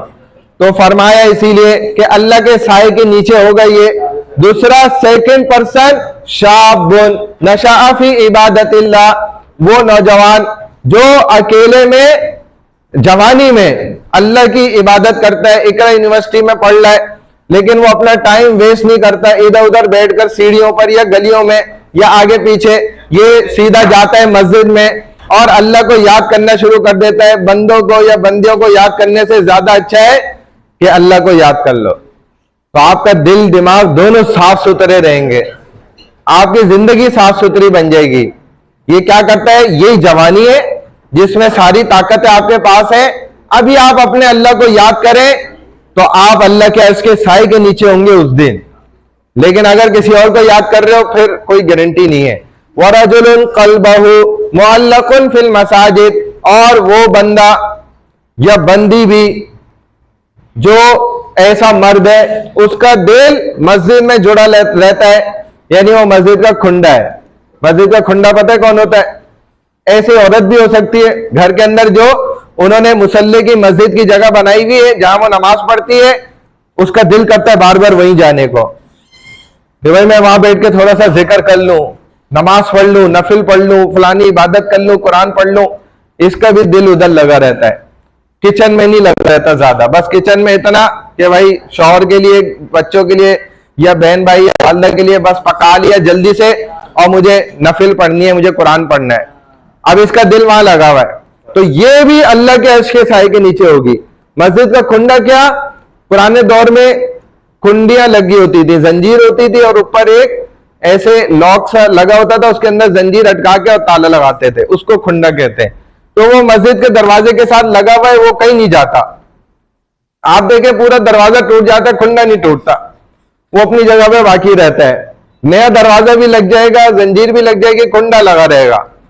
कुंडा आमतौर पे सदियों सदियों चलता रहता है, वो हटता नहीं है। तो इसका दिल ऐसा मस्जिद में जुड़ा रहता है कि हर वक्त मस्जिद जाने की सोचता है। और इससे आगे वरजुलानी तहाब्बा फिल्लाहि इज्तमा अलैहि व तफर्रका अलैहि, वो दो लोग जो आपस में हाथ मिलाते हैं, मिलते हैं अल्लाह की रजा के लिए और अल्लाह की खुशी के लिए अलहदा हो जाते हैं। अपनी दुश्मनियां छोड़ दी, अपनी नाराजगियां छोड़ दी, सालों साल नाराज है और लड़ लें, झगड़ लें और मुंह भी देखने को तैयार नहीं है एक दूसरे का। ये इधर से देखता है कॉरिडोर के कोने से, वो आ रहा है, ये इधर मुड़ जाता है, वो उधर से उसको देखता है, वो उधर मुड़ जाता है। ये मुसलमानों का हाल हो गया। नबी अलैहिस्सलाम ने फरमाया 3 दिन शरी उज़र की वजह से, गैर शरी उज़र की वजह से कोई 3 दिन अगर एक दूसरे से नाराज रहा, लड़का लड़की की बात नहीं हो रही, वो तो अजर सवाब है। ये बात हो रही है 2 मुसलमान लड़कों की आपस में या 2 मुसलमान लड़कियों की आपस में, वो गैर शरी उज़र की वजह से नाराज है और 3 दिन गुजर गए, अब ये मर गए तो सीधा जहन्नुम में जाएंगे। ये नबी अलैहिस्सलाम ने फरमाया, मैं नहीं कह रहा, मेरे ऊपर इल्जाम नहीं डालना, नाउजुबिल्ला। इल्जाम डालना है तो नाउजुबिल्ला वहां डालो, वो कुफर है, क्योंकि नबी अलैहिस्सलाम वाज़े सही हदीस है। और शरी उज़र क्या होता है? शरई उज़र ये होता है कि भाई ये मेरा दोस्त है, मुझे नमाज के लिए नहीं जाने देता, नमाज से रोकता है, कहता है नहीं नहीं उधर चलो, तो ये शरई उज़र है। इस वजह से मैंने इससे नाराजगी रखी है, तो ये जायज है, लेकिन तब भी मैं बस सलाम दुआ करूंगा, बाकी बात नहीं करूंगा। बस मैं कहूंगा यार अस्सलाम वालेकुम और मैं चला जाऊंगा अपने काम से, इसके साथ नहीं रुकूंगा। ये शरई उज़र है। ये मुझे रोजा नहीं रखने देता, मुझे कुरान नहीं पढ़ने देता, और कोई अच्छा काम है दीन का इस्लाम का वो नहीं करने देता, तो ये शरई उज़र है। इस वजह से मैं इससे बात नहीं करता और सिर्फ सलाम दुआ करके निकल जाता हूं, ये जायज है। लेकिन ये शरई उज़र नहीं है कि यार ये मुझे बिरयानी नहीं खिलाता, ये खुद अंडे वाला बर्गर खा लेता है, मुझे बगैर अंडे वाला कबाब वाला खिलाता है, या ये मुझे पूछता नहीं है, अच्छी अच्छी चीजें लाता है, ये शरई उज़र नहीं है। अगर मैं अपनी किसी चक्कर में नाराज हो गया हूं, या ये उससे क्यों बात करता है, या ऐसी बात क्यों है फलाना तो ये कोई शरई उज़र नहीं है। फरमाया वरजुलन दाअत इमरातुन ज़ात मनसबिन व जमालिन फ़क़ाल इन्नी अख़ाफ़ुल्लाह, एक खूबसूरत लड़की इसको गुनाह की तरफ बुलाती है और ये कह देता है कि भाई मुझे अल्लाह का खौफ माने है, जी जी हाँ, मुझे अल्लाह का डर खौफ है, इस वजह से मैं ये गुनाह नहीं कर सकता, ये उस गुनाह से बच गया। बस जब ये उस गुनाह से बच गया तो अल्लाह के अर्श के साए के नीचे होगा। ये क़यामत के रोज एक नौजवान, वो खूबसूरत बहुत था, काला कपड़ा ऐसे डाल के चलता था, जब घर से निकलता काला कपड़ा ऐसे डाल लेता था चेहरे पे ना नीचे, यानी कि वो पर्दा कर लेता था। और किसी खातून ने उसको ऐसे देख लिया, अब वो पीछे पड़ गई। अब एक दिन उसने दरवाजा खोला और ऐसे चीख पुकार करी, ये गुजर रहा था बेचारा, इसको आवाज दी कि मेरे घर में ये आफत आ गई, ये हो गया वो हो गया। अब ये सोचता रहा क्या करूं क्या करूं, नहीं तुम देख लो देख लो। अब उसने कहा कि अब तो बड़ा मसला हो गया, फौरन अंदर दाखिल हुआ, उसने दरवाजा बंद करा। अब बोला कि भाई आप दो ही सूरत हैं, या तो ये गुनाह करो या फिर जो है मैं चीखती चिल्लाती हूं और लोग फिर आएंगे जमा होंगे, तुम्हें पता है फिर क्या होगा। अब इसने अल्लाह से दिल ही दिल में मांग रहे, जैसे यूसुफ अलैहिस्सलाम ने अल्लाह से मांगा, भागे तो ताले लगे दरवाजे, अल्लाह तोड़ते गए, पहुंचते थे दरवाजा टूट के खुल जाता था, पहुंचते थे दरवाजा टूट के खुल जाता था। कमीज पीछे से फटी, छोटा सा गोद के बच्चे ने गवाही दी, क्योंकि भाई इसमें कौन सा मसले वाली बात है, कमीज देखो कहां से फटी, आगे से फटी है यूसुफ अलैहिस्सलाम गुनहगार है, पीछे से फटी है जुलेखा गुनहगार है। वो देखा पीछे से कमीज फटी थी, क्योंकि बंदा पीछे से पकड़ता है ना, पीछे से फटी थी। तो यूसुफ बच्चे ने गवाही देके यूसुफ अलैहिस्सलाम को जिता दिया, और साबित हो गया उसका शौहर वो बादशाह था वक्त का, समझ गया कि ये जुलेखा की चालबाजी थी मेरी बीवी की, यूसुफ अलैहिस्सलाम पाकीज़ा है। अब वो नौजवान ने दिल ही दिल में अल्लाह से मांगा और उसके दिमाग में एकदम आया, उसने बोला भाई मैं जरा वॉशरूम से आऊं, अब तो रास्ता नहीं है ना कोई, तो बैतुल खला में गया और उसने अपना ही गंद पखाना सारा जिस्म पे मला और बाहर निकला। अब उस औरत ने जब देखा बदबू आ रही है तो उसको निकला घर से, दरवाजा खुद खोला, भगा दिया कि दफा हो जाओ। अब उसने तो बचने के लिए काम किया, जब बाहर निकल रहा था उसने कहा अब लोग देखेंगे क्या बोलेंगे कि मैंने सारा गंद मला हुआ है। और यही फायदा हुआ बेटा, नुकसान नहीं। ये तुम्हें वो क़यामत वाले दिन पता चलेगा जब वो अल्लाह के अर्श के नीचे खड़ा हुआ होगा ना, और हमारी ऐसी की तैसी हो रही होगी और वो मजे से सुकून से, उस दिन पता चलेगा। इकरा यूनिवर्सिटी भी जब रखे ना कि यार इस बच्चे ने टॉप किया, सबको जमा कर लिया और उसको स्टेज पे बुला के उसको मेडल पहनाया, उसको सारा सेमेस्टर की फीसें वापस कर दी और मजे आ गए। जैसा तुम्हें उस वक्त महसूस होगा उससे कई गुना ज्यादा तुम्हें उस वक्त महसूस होगा जब वहां पर तुम ये चीज देखोगे। तो वो नौजवान जैसे बाहर निकला, अब लोग उसको देख रहे हैं तो उसके पीछे भाग रहे हैं, और अल्लाह ने उस गंदगी को इतर बना दिया, ऐसा मुश्क बना दिया कि खुशबू आ रही है और लोग भाग रहे हैं कि भाई हम भी थोड़ी सी ले लें। अजीब देखो अल्लाह की तो कुदरत है ना।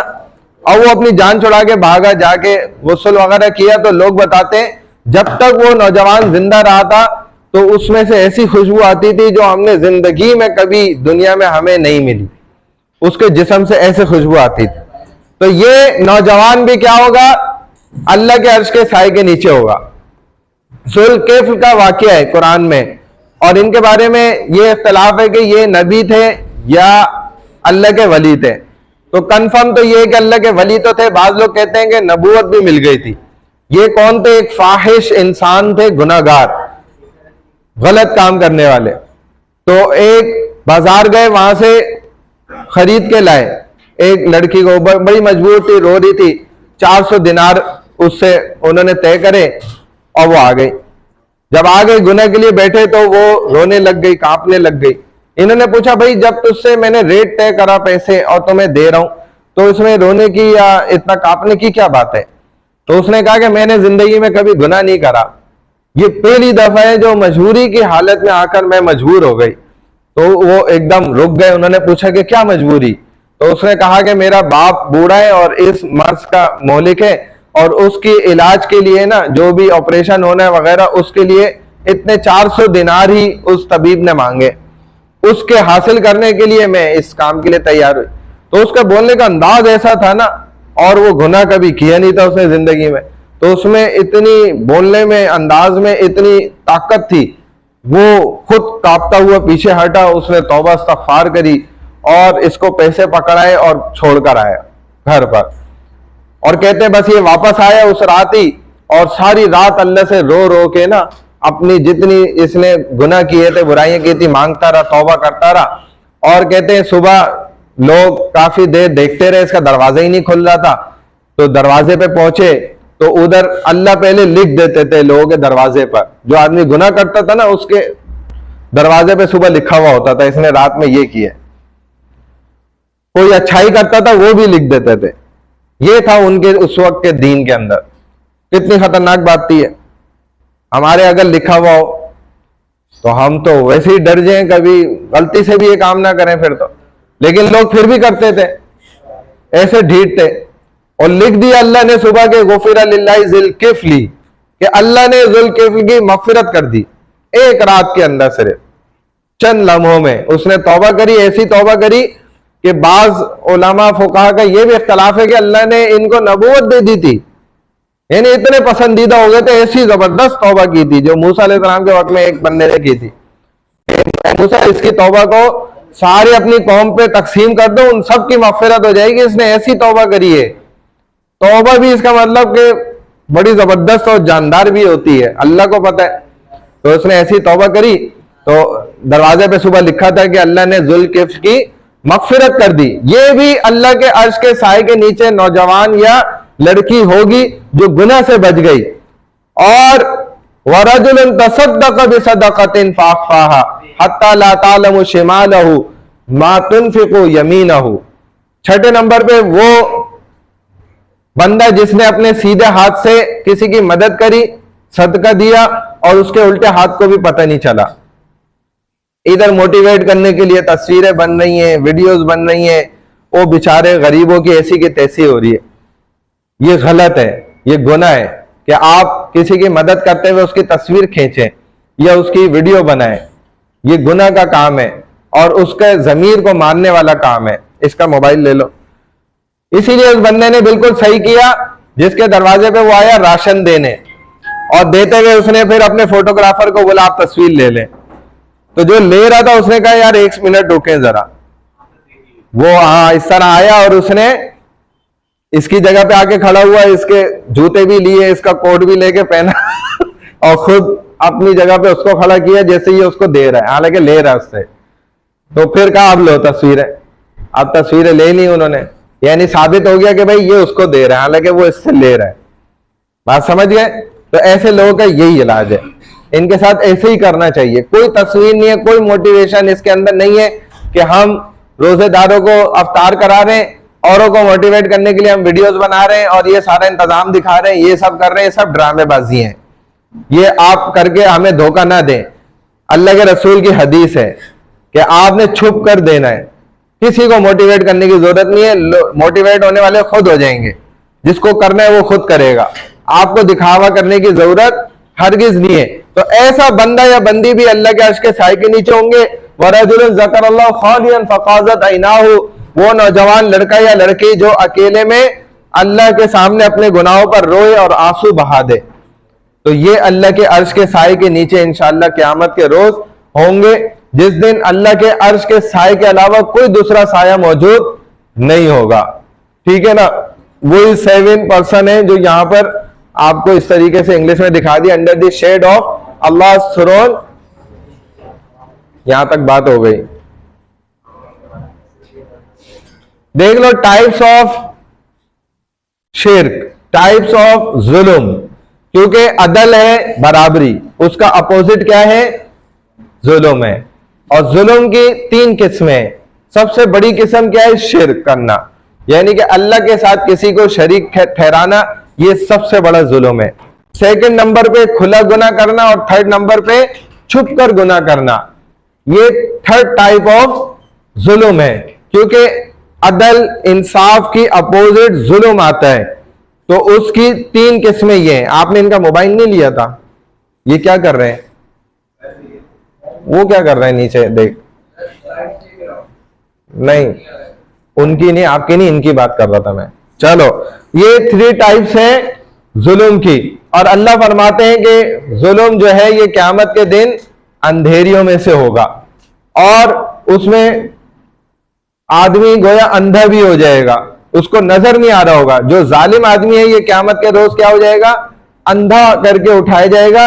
इसीलिए इससे मना किया, वत्तकु शोहा, और लालच से भी बचो। शोहा किसको कहते हैं? जो लालच होती है। लालची इंसान क्या करता है? तो अल्लाह के रसूल सल्लल्लाहु अलैहि वसल्लम ने बतला दिया कि मन का क़ब्लकुम हमलहुम अला अन सफकु दिमाअहुम वस्तहल्लु महारिमहुम। ये लालच इंसान से कत्ल करवा देती है और हराम कामों को जायज और हलाल करवा देती है। ये लालच ऐसी बला है, ऐसी खतरनाक चीज है। इसलिए दुनिया की चीजों में कभी भी लालची नहीं बनना। हाँ, क़यामत के बाद की चीजों के लिए जो आपको जन्नत में ले जाने वाली है, उनके लिए लालच करो। कोई आदमी आपसे ज्यादा इबादत करता है, आप लालच करें कि मैं इससे ज्यादा इबादत में आगे कैसे बढ़ जाऊं। ये ज्यादा कुरान पढ़ता है, मैं इससे आगे कैसे ना बढ़ जाऊं। ठीक है, ये ज्यादा सदके देता है, मैं इससे आगे कैसे ना बढ़ जाऊं। इसके लिए आप लालच करें, हसद करें, जायज है।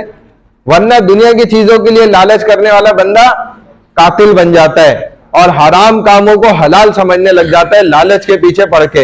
इत्तकू दावतल मजलूम, मजलूम की बद्दुआ से बचो। व इनकाना काफिरन, अगरचे वो काफिर क्यों ना हो, फइन्नहु लैसा दूना हिजाब, क्योंकि काफिर और उसकी बद्दुआ के दरमियान, अल्लाह के दरमियान कोई भी पर्दा हाइल नहीं है। एक काफिर को भी आपने परेशान किया, तंग किया, उसने बद्दुआ दे दी और वो वैलिड थी, वो बिल्कुल अपनी जगह सही था, तो आपकी उस बद्दुआ जो आपके खिलाफ गई है अल्लाह कबूल करेंगे। अल्लाह खुद कह रहे, रसूल सल्लल्लाहु अलैहि वसल्लम बतला रहे कि काफिर की बद्दुआ से भी आपने बचना है। उसने भी बद्दुआ दे दी तो आपका सत्यानाश हो जाएगा। इल्ला चे जाए कि मुसलमान बद्दुआ करे और उसकी बद्दुआएं भी कबूल ना हो। दुआ कबूल होना तो दूर की बात है, अभी बद्दुआएं भी हमारी कबूल क्यों नहीं हो रही? उसकी वजूहात हैं, उसकी वजूहात हैं क्योंकि हम वैलिड नहीं है, क्योंकि हम खुद सही नहीं चल रहे। अगर हम सही चल रहे हो तो बद्दुआ दूर की बात है, हमारी दुआएं भी डायरेक्ट कबूल हो और पता भी चले कि दुआ कबूल हुई है। ये पता भी चलता है मुसलमान को, लेकिन हर एक को नहीं पता चलता।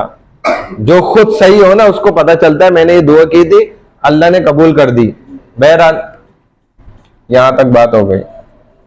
जो अहम पार्ट्स है ना इन स्लाइड्स में, वो मैंने आपको सब बता दिए हैं। अच्छा भाई, अब बताओ कि प्रेजेंटेशन का नंबर किसका है?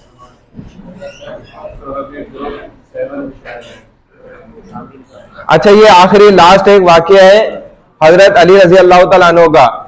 ये वाकया क्या हुआ था? एक क्रिश्चियन और मुसलमान के दरमियान एक ज़ेरा को लेकर ये वाकया पेश आया। अली इब्न अबी तालिब रजी अल्लाह तआला अन्हु का एक तीर कमान था, आर्मर उसको कहते हैं। वो जो है एक क्रिश्चियन ने जो है गजब कर लिया। हकीकत में वो हजरत अली इब्न अबी तालिब रजी अल्लाह तआला अन्हु का था। इस मैटर को लेकर वो डिस्प्यूट को हजरत शुरैह रजी अल्लाह तआला अन्हु की मजलिस में गए। शुरैह क्या थे? उस वक्त के काजी थे, जज थे। उनके पास गए अपना मसला हल कराने के लिए। उन्होंने फैसला किया तो क्रिश्चियन से पूछा कि आप बताएं आपका है? उसने कहा मेरा है जी, बिल्कुल मैं दावा कर रहा हूं। और हजरत अली से पूछा अगर आपका है, आप दावा करते हैं तो गवाह पेश करें। तो उन्होंने कहा भाई मेरे पास तो गवाह नहीं है, और शुरे ने बिल्कुल सही फैसला की है, बिल्कुल सही बात पूछी है कि विटनेस मुझे पेश करने चाहिए, लेकिन मेरे पास नहीं है। तो हजरत शुरे ने फैसला कर दिया, जजमेंट किसके हवाले से कर दी? क्रिश्चियन के लिए, कि भाई फिर ये तीर कमान इस क्रिश्चियन का है। और वही फैसला किया जब, तो क्रिश्चियन ने फिर कहा कि आपने बिल्कुल कुरान के मुताबिक फैसला किया, मैं यही चीज चेक कर रहा था कि आप रसूलुल्लाह सल्लल्लाहु अलैहि वसल्लम की तालीमात के मुताबिक फैसला करते हैं या अली रजी अल्लाह तआला अन्हु जो इतने बड़े सहाबी हैं, जलील कदर है, इनके जात को देखते हुए फैसला करते हैं इनके हक के अंदर। चुनाचे आपने सही फैसला किया, इसलिए मैं इस्लाम कबूल करता हूं। और उस क्रिश्चियन ने इस्लाम कबूल किया और तीर कमान हजरत अली को रिटर्न किया। लेकिन फिर हजरत अली ने कहा कि अब मैं ये आपको तोहफे में देता हूं, क्योंकि आपने माशाल्लाह इसकी बरकत से इस्लाम ही कबूल कर लिया, तो ये तीर कमान भी मैं आपको तोहफे में दे रहा हूं। चले भाई, हो गया ये। अब ये दुआ है, ये याद करनी चाहिए, अल्लाहुम्मा इन्नी औज़ु बिका अन अदिल्ला औ उदल्ला औ अजिल्ला औ उजल्ला औ अज़लिमा औ उज़लमा औ अजहला औ युजहला अलैया, यानी कि अल्लाह हमें हर किस्म की बुराई से बचा के रखें।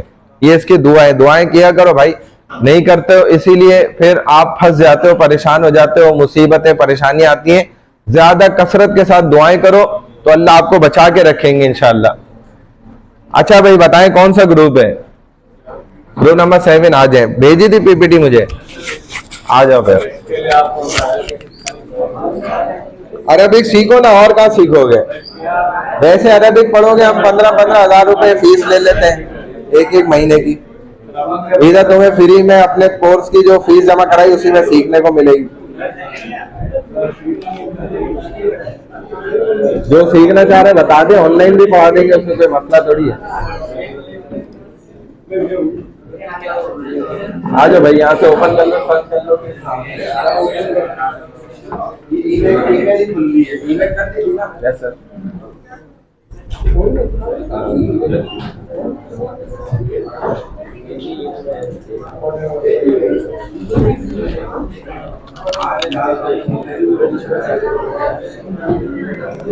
कौन सा आंसर दिया?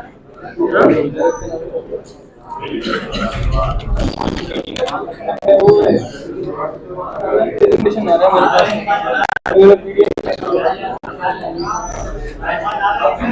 सबमिट किसने किया?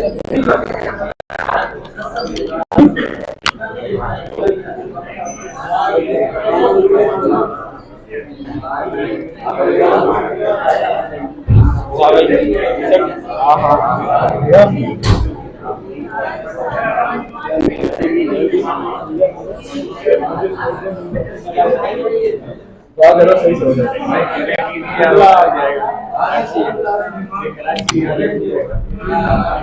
ये अभी कर रहे हो, इसका टाइम पूरा हो गया। 9 बजे तक था, आज 9 बजे तक, सुबह के 9 बजे तक था ना, आज के 9 बजे तक। सर अल्लाह का नाम लेकर स्टार्ट करें।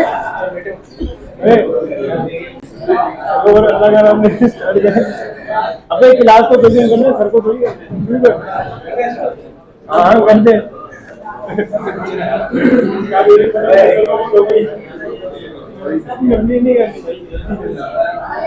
फटाफट काम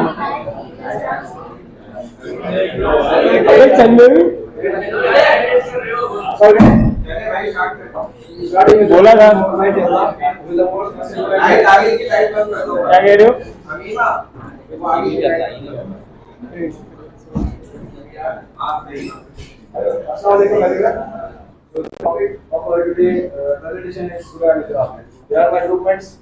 My name is Sayyid Shawik. My name is Samir Kumar. My name is Mohammad Ali. So first of all,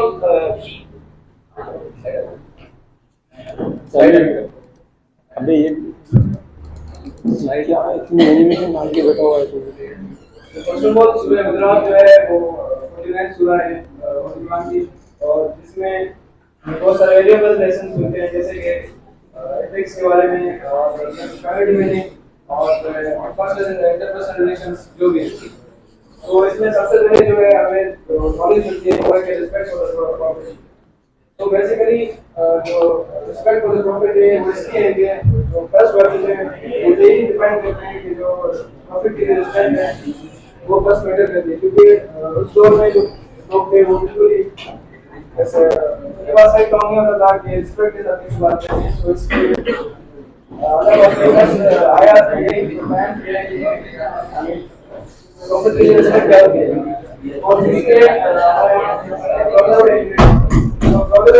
जो है हमारे कम्युनिटी बिल्डिंग बहुत ज़्यादा है जैसे कि कम्युनिटी बिल्डिंग है तो बदल मेरा करके कम्युनिटी के बहुत सारे फायदे हैं जैसे कि हमारी डेली लाइफ में देखें अगर बदल होगा किसी भी कम्युनिटी किसी सोसाइटी में बहुत सारे कम्युनिटीज नहीं हो सकते ना तो इसलिए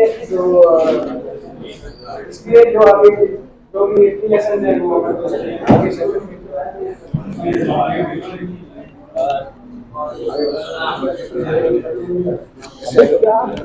इनोवेशन डाल किया है तू talking about ayat number 12 and ayat number 10 which plays an important role in Surah Hujurat. Ayat number 12. Bismillahirrahmanirrahim. أيها الذين آمنوا اجتنبوا كثيرا مما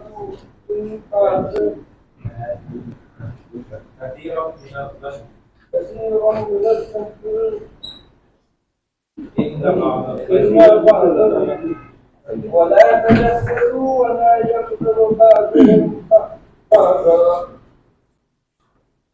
أيحب أحدكم ولا أن يأكل لحم أخيه ميتا فكرهتموه واتقوا الله إن الله تواب رحيم.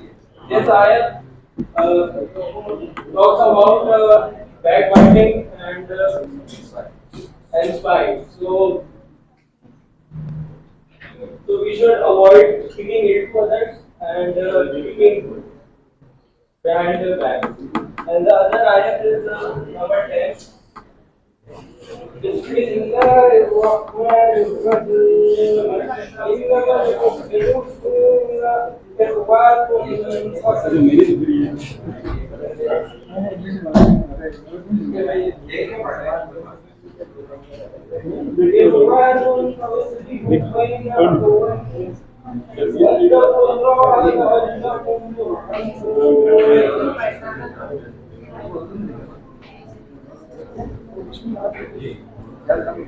This ayat tells us about brotherhood, so we should not pay anything bad to each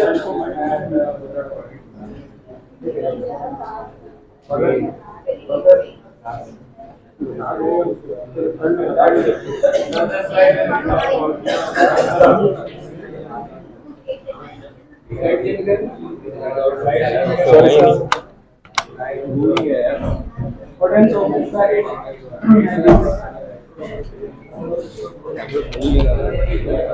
बताओ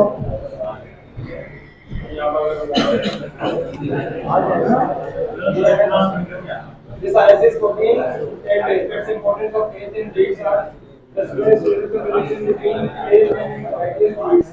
So we बेकार हो गया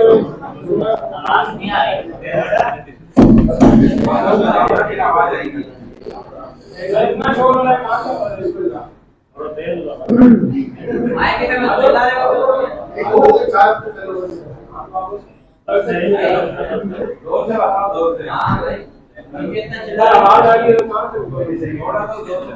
perfect Importance of faith and deeds.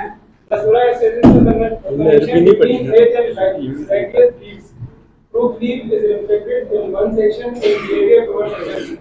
And after Surah 14, it's special etiquette. The Surah provides guidance on proper manners and language, emphasizing the importance of greeting others with peace and responding with a better greeting or at least an equal one. इनको समझाओ नहीं यहाँ पर इसको छोड़ो जब पढ़ लिया ना इनको समझाओ क्या है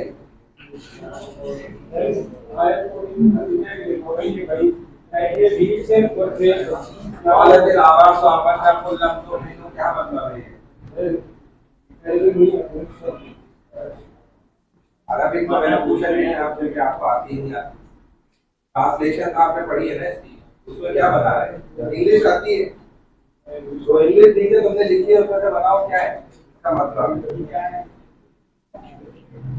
क्या मतलब है ये इसकी तुमने ट्रांसलेशन क्या लिखी ट्रांसलेशन ही नहीं लिखी कैसे तुम इस आयत को कैसे बताओगे recording of faith and deed नेकी और अजर की जो खासियत है वो इस आयत से डिफाइन कर रहे हो ना क्या है बताओ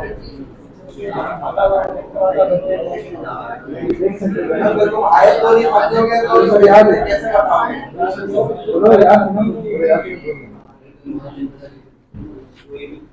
मुसलमान है कुरान अरबिक में है तो इतना तो समझ कर लिए तो आपके फाइनल एग्जाम में आएगा ना आप ये लिखोगे कि मुझे अरबिक नहीं आती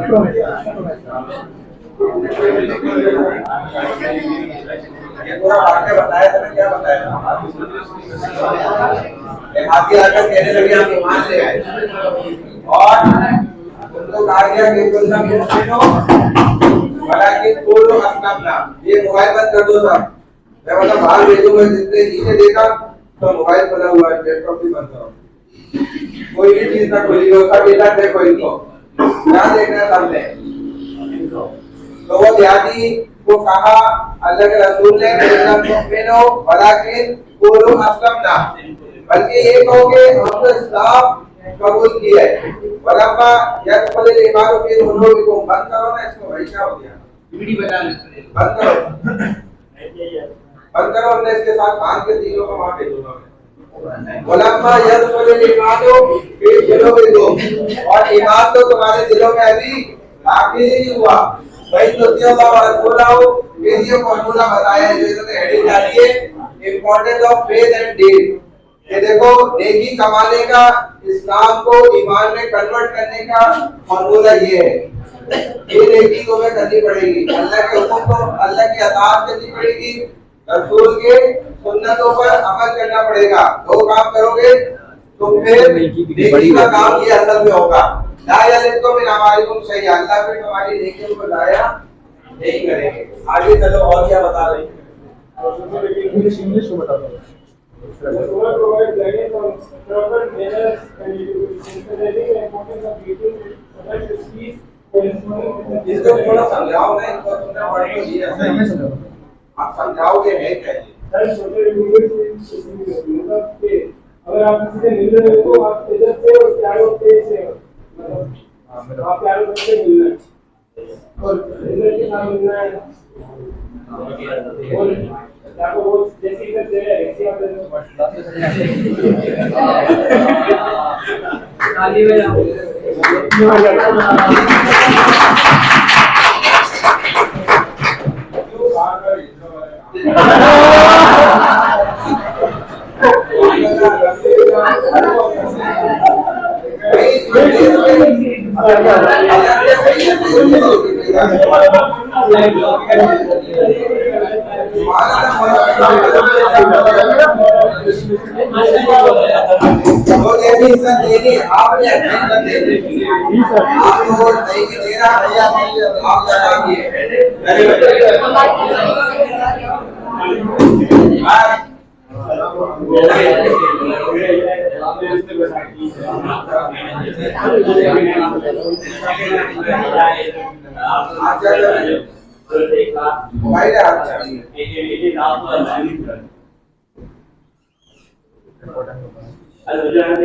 seeking knowledge and clarification before passing any judgment are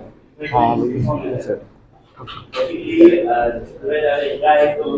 ये हमें बता दें कि जब भी आप कोई नॉलेज या कुछ शेयर करते हैं तो वो आप पहले सोचे या फिर क्लियरिफाई करें तो सही है कि नहीं आगे बढ़े You are advised to mindful of speech and to avoid use offensive language. जो ईमान वाले हैं उनको ये सलाह दी जाती है कि जो वो बोलते हैं वो गलत या ऑफेंसिव या फिर किसी को उसको बात तो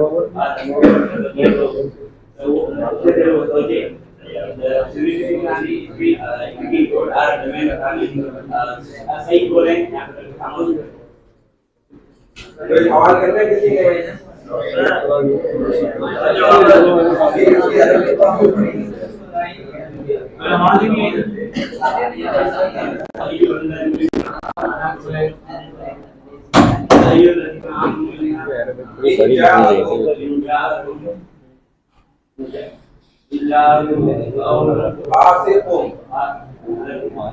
तुमने तो लिखा, मैंने तो लिखा है। मुझे तो मैं पढ़ रहा हूँ, लिखा तुमने, मैंने तो लिखा बराबर लिखा।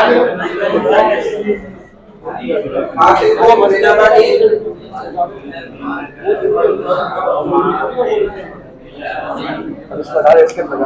मतुस भी को अलामा काल को फिर उसके बाद तुम्हें उस पर निदामत नहीं होगी, लेकिन अभी निदामत हो रही है क्योंकि ये बहुत, इसीलिए अरबी हमने फर्स्ट मैंडेटरी लाजमी रखी है कि आपने प्रेजेंटेशन में पढ़नी है। आपका नाम क्या है? शामिर। शामिर, इसको मैं पूरे नंबर दूंगा क्योंकि इसने मैंने पूरी कोशिश करी है ना। गलत पढ़े मैंने बताया, मैंने कहा देख के भी पढ़ो लोगों, लेकिन इसको पूरे नंबर नहीं, जो इसने कोशिश करी ये कोशिश सही आती है, फिर कोई गुनाह नहीं आपको मिलेगा। तो आपका हिसाब आगे नहीं टूट जाएगा कि आपने कुरान की आयत क्यों पढ़ने की कोशिश करी। आप तो हमारे सामने बात करते हैं कि मौलवी तर्जुमा कुरान करने से मना करते हैं, पढ़ने से मना करते हैं, ये करते वो करते हैं। आप अरबी नहीं पढ़े, आप अरबी पढ़ने से रुके हुए खुद, आप क्या तर्जुमा फिर करेंगे। मैं तो यही आपको मोटिवेट कर रहा हूँ, पूरे गुजरात पढ़ा के समझा के उसमें प्रेजेंटेशन देंगे कि आपको पढ़नी आए, आपको अरबिक पढ़ पाए वो तर्जुमा करता है कर सके उसका।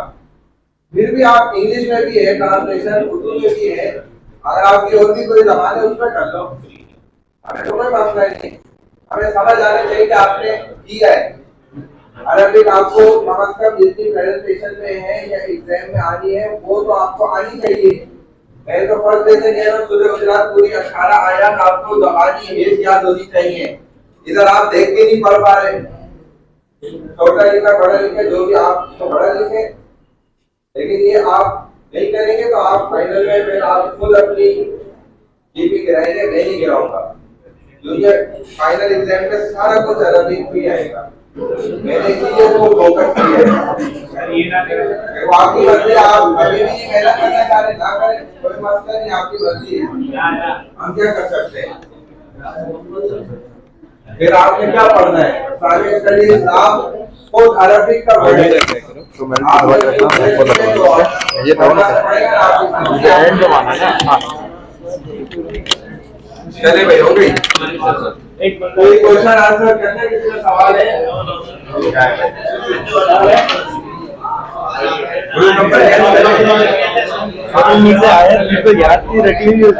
नहीं नहीं सही है, आपने कोशिश तो की ना माशाल्लाह, कोशिश ही तो करनी होती है।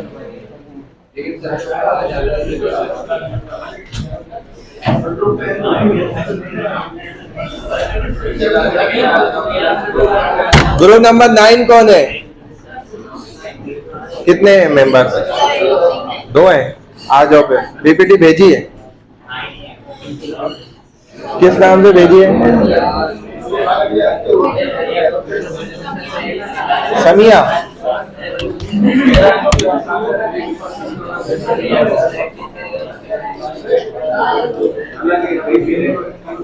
ये समिया नासिर।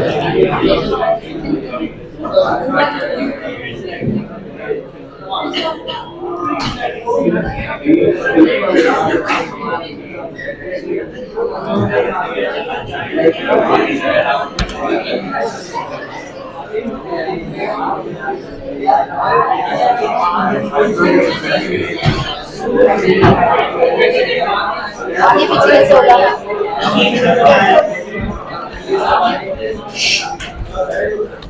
नहीं होगी, देख लो, नहीं हो रही, नहीं हो रही है।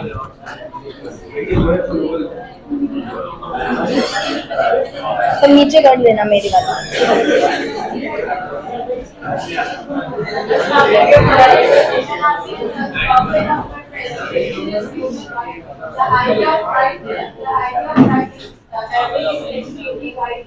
Wide-ranging, the average World Cup has several meanings. There are some fundamental rights in the right of Quran and Hadith, the basic universal human rights given to all advanced and the right to life, the first and the basic for human basic right is the right to life and respect of human life. Holy Quran is whoever is a human being without any reason a man's daughter. थी तो थी इसमें, नहीं पता नहीं कौन सी PDF. Or it is like this one. मुझे दूसरी भेजी है। इस मतलब कोई एक इंसान अगर किसी इंसान का कत्ल करता है तो ऐसे ही है ना ये? मुझे नजर नहीं। right to justice. This is a very important and valuable right which Islam has given to man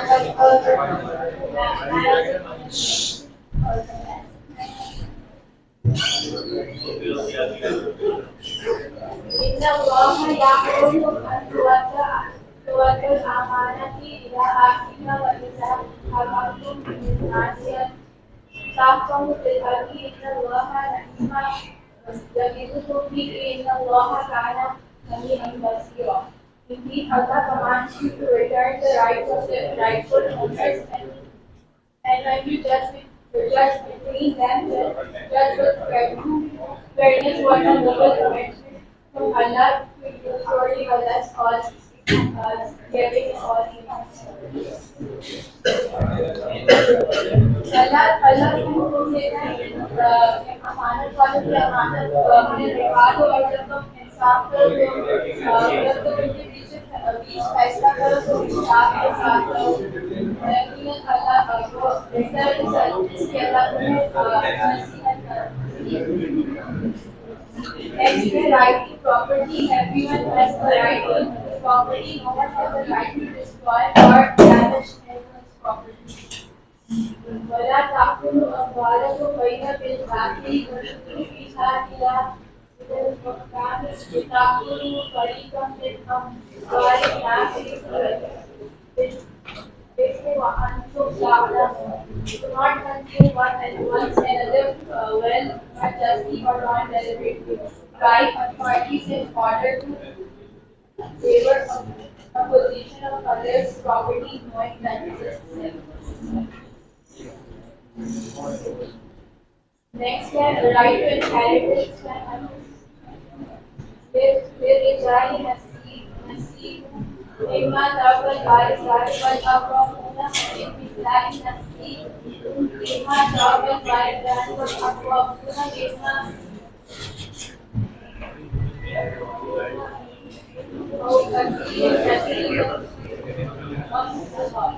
For men, there is a share in what their parents and close relatives leave, and for women, there is a share in what their parents and close relatives leave, whether it is or right पर inheritance जो है वो मर्द और औरत दोनों का एक राइट है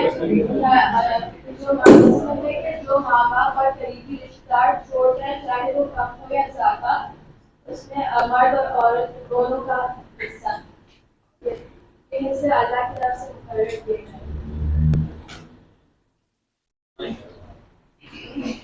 Another topic, presented values.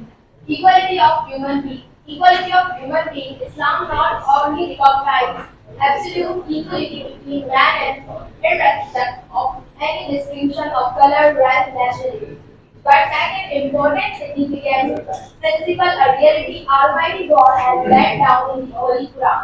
O mankind, we have created you from a male and female. In other words, all human beings are brothers to one another. They all have descendants from one father and one mother.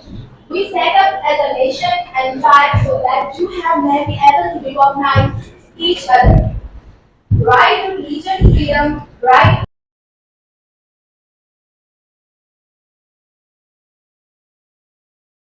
Thank you.